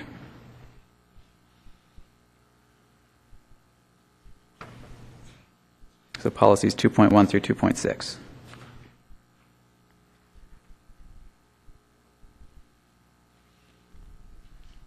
And we now have a wonderful bike system. Guys in engineering did a great job, and people have had a lot of positive comments about our new signs. Any questions on the twofers? Okay, off to 3. Goal 3 is to maximize the use and convenience of alternative transportation modes to reduce reliance on automobile use and reduce the associated vehicular traffic-related emissions. And the policies provide for safe pedestrian and bicycle routes and connections, safe and convenient transit service, bicycle parking and lockers, bus shelters, and park and ride lots as appropriate in new development.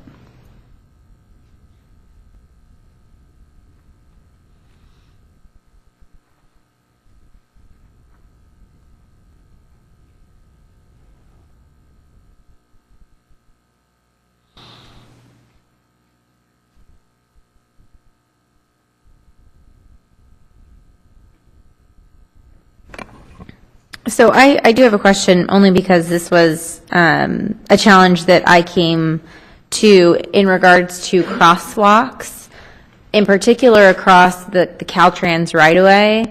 And I'm curious if there's anything that we could do that would make it easier for us to facilitate the installation of crosswalks in the Caltrans right-of-way. Well, unfortunately, I think that's one of those cases where you're bound by Caltrans requirements, and that the difficulties are on that side of things. I mean, other than requiring early consultation with Caltrans or something of that nature, it's more just being bound by their terms and conditions. Darn it. Thank you.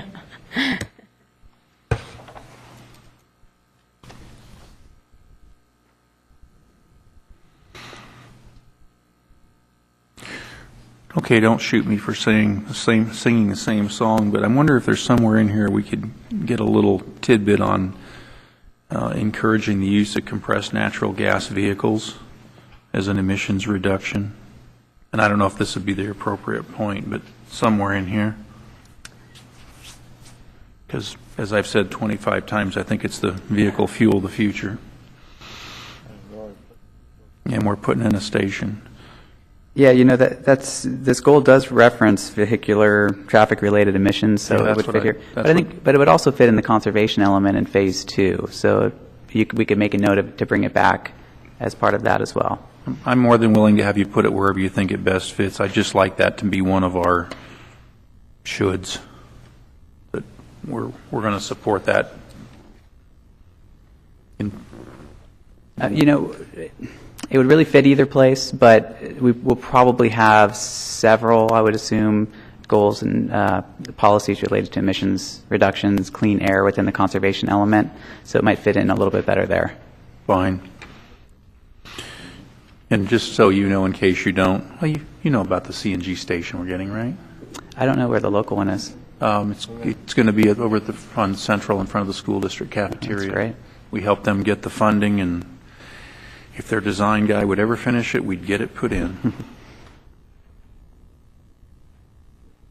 Any other questions on 3? Nope. Okay, 4. Okay, and the final goal is to protect and enhance the visual quality of Lompoc circulation systems. And the policies are to consider minimizing road grading in appropriate hillside areas, maintaining and enhancing street trees, supporting pedestrian crosswalks in the Old Town Specific Plan area that enhance aesthetics, and requiring high aesthetic standards for on-street parking in infill development areas.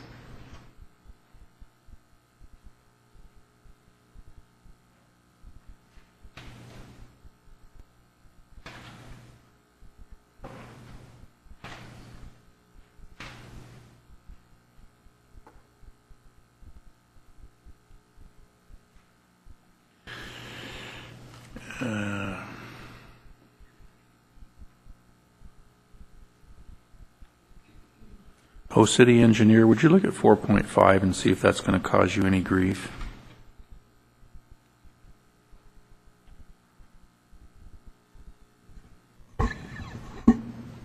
No, we currently encourage sight distance, so I don't think that's an issue. Okay.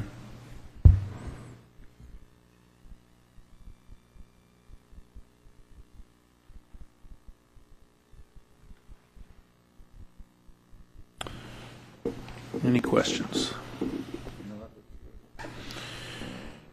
All right. Implementation measures for the circulation element, beginning on page 9. Okay, and once again, these are all just consecutively numbered, not organized by subtopic. So these are, again, the specific action items to implement the policies. And there are several of them. They deal with each of the 4 goals, topics that we discussed.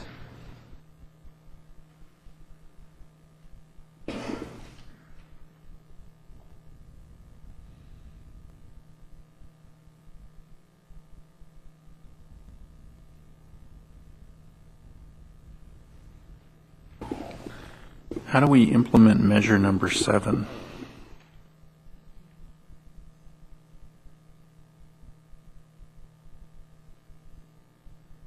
I don't know.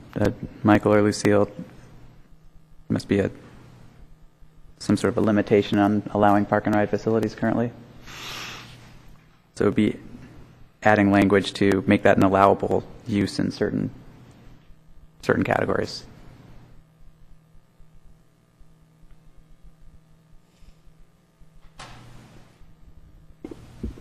Okay, tell me how we're going to do it because it says we shall. I think staff would identify the appropriate zoning categories where park and ride facilities would be appropriate, and craft language that adds park and rides as an allowable use within the category. Bring it back for Planning Commission and Council discussion. The question is, where would we put that? I can't think of a place to put it. That's my problem as I'm sitting here. We had that one park and ride at the corner of Ocean and 7th. Had gone. Mm-hmm. But you could potentially put them on private property in a commercial or industrial zone. Don't we have it currently in a commercial zone in the Marshall's parking lot for UCSB? It's the van program. Not formally. Not. Yeah, well, not formally, but this would be an allowable use to make it a formal process. I guess my concern with that would be if we established a park and ride on somebody's commercial lot, now we're going to require them to have more parking because the parking that they had in their commercial lot, which would have serviced their building, now can't be counted toward their building because it's a park and ride. Now, in the case of Mervyn's, it wouldn't matter because they have excess parking, but other places it might be more problematic. Well, we do have the Chumash parking lot on Aviation, and that's a park and ride. And it's full. This says we're going to establish more. I'm concerned about something that directs us to do something that I can't figure out a way to do. It's just that we would amend the zoning ordinance. That's what it's directing us to do, to amend the zoning ordinance so it would be allowed if someone chose to do it. Yeah, but couldn't they do it right now with a CUP? I mean, I don't know what kind of agreement we had at the bowling alley when that was put in. There was it was a lease, a time agreement with the county. It's just another tool in the toolbox. I think we should keep it. Nobody else is worried. I guess I shouldn't worry.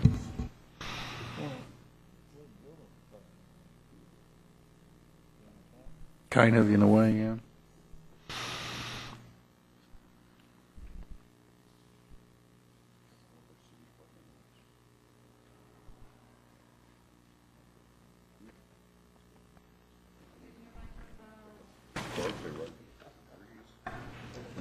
Excuse me, council Nobody can members? hear you because you're not using your microphones. I was thinking the city parking lots, everybody parks there and rides the bus to Santa Barbara. I mean, it's a huge park and ride, so it's... Now, shall we have?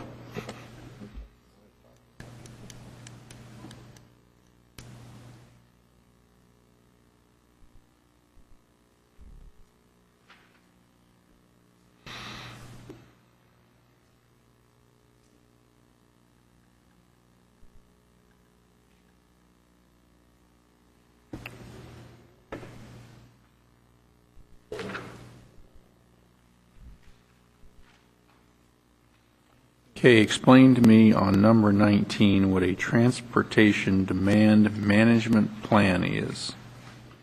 It's essentially an employee trip reduction program for projects of a certain size to try to reduce commute trips, or I should say businesses of a certain size. And it usually involves the provision of information regarding carpooling or other alternative transportation options to employees. There are other versions of transportation demand management plans that are very strict in terms of requiring provision of incentives, financial penalties for commuting, things of that nature, in areas where there are major air quality or traffic problems. In this case, this is providing some possible ideas for that, but nothing that strict. Okay, so I'm back to the same industrial parcel. It could potentially have 600,000 square feet between all of the users, but it's unlikely there would be one user at 100,000 square feet. So who does the burden fall upon, and is there a burden? Because some of the parcel is going to be sold, some of the parcel is going to be built and sold, some of the parcel is going to be leased. Yeah, I think the intent is for the applicant of a project over that size to provide a draft plan that you'd have before you as you reviewed the project.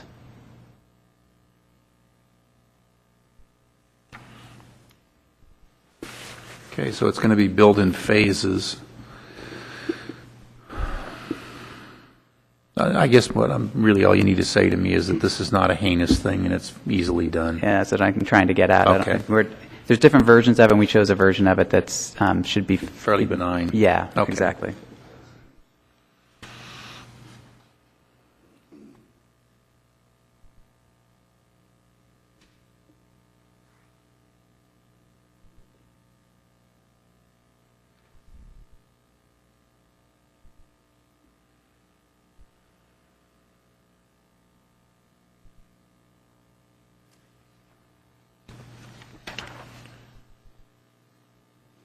Any questions on any of those things? Okay, anybody out there in the public want to talk to us about the sections in the circulation element that we just covered? Guys are tough, you're hanging in with us. Come on down. Me, Kim, again. I just was going to ask about the electric hookups. Does the city plan on any electric hookups for electric vehicles? Are there any implementations for that? We have 2 here at City Hall now, and we have a plan that I don't remember for 2 more somewhere. Go ahead. Isn't it the Walmart? I don't remember. I know there's 2 more coming, and we have 2 right over there. So, yeah, we're there. Working on it. Okay, because I'm really impressed with the solar plans you guys got going on. I just can't do that out there. See, we have benefits too. Anyone else? Okay, coming back to the circulation element. Roadways. Definitions, yes. And these have been maintained from the previous element as far as I know. So if you would like to revisit them, we certainly can. I just have one question. I was curious, I don't know if it's necessary. We have a definition for bikeway, but do we need to define a pedestrian walkway, or is that just not necessary because it's considered a sidewalk? Yeah, I think it could be added, but... negligible? Yeah, I would say so. I hate to say it, but we're down to the page intentionally left blank. Does anyone want to comment on that one?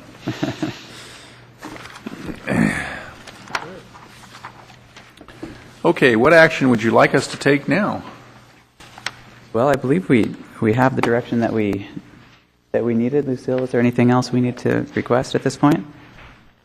No? Okay. I do have one additional slide regarding the project schedule, just very quickly, just to kind of show where we are in the process. We reviewed the expansion areas, as I mentioned at the beginning. Tonight we've gotten good direction on the land use and circulation element policy language. We had a proposed meeting scheduled for May 28th, but that will be canceled. We instead need to bring back the map to the Planning Commission first for consideration of the land use element map and the south side residential overlay. We'll also be looking at implications for the environmental impact report and housing element as a result of those changes, and then ultimately after that we will return with the ordinance and resolution to adopt the land use and circulation elements before this group. I'm curious if there will be a slight delay because we are currently missing 2 commissioners. If I'm correct, there was 2 resignations. So I'm wondering if I'm hoping that there will be new appointments very soon, but I'm wondering, if we want to wait for those 2 positions to be filled to complete this process. It'll be taken care of. They'll be filled next meeting. Okay.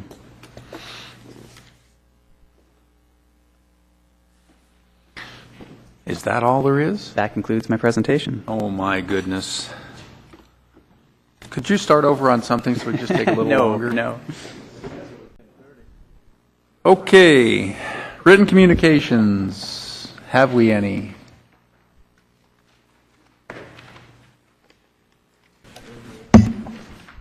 Mayor, council received a copy of an older material received or given to the council or given to the city clerk's office from Dennis Lang.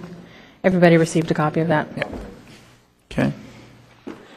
Oral Communications, your last chance to talk to us for 2 minutes. Going once, going twice, gone.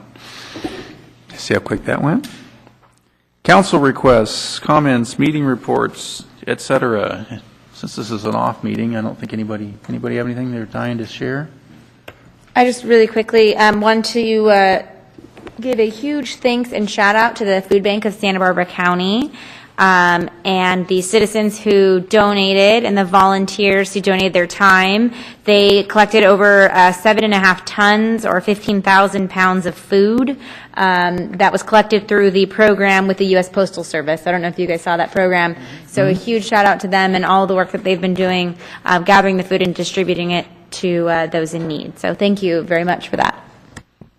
Okay, I have one announcement, but I'm going to let Teresa make it about our grant application. So you can give that, because we forgot to do that last meeting. Oh, okay. Last Monday, our grant application for the Motorsports Park at the Lompoc Airport was submitted to the state successfully. So in a few weeks, we should hear about the outcome of that submittal. And the large box of money that they're going to send us, little by little. And the committee also completed their submission actually on Friday or Saturday, they were ahead of the curve. We were all paranoid that something would go wrong and we wouldn't be able to push that last button because we were told about an organization at the first round that sadly tried to push the button at 5 minutes after 5, and you can't. And you don't want to end up there. So we are now therefore adjourned to the Lompoc City Council meeting, a regular meeting at 7 o'clock p.m. on May 21st, 2013. Thank you for joining us.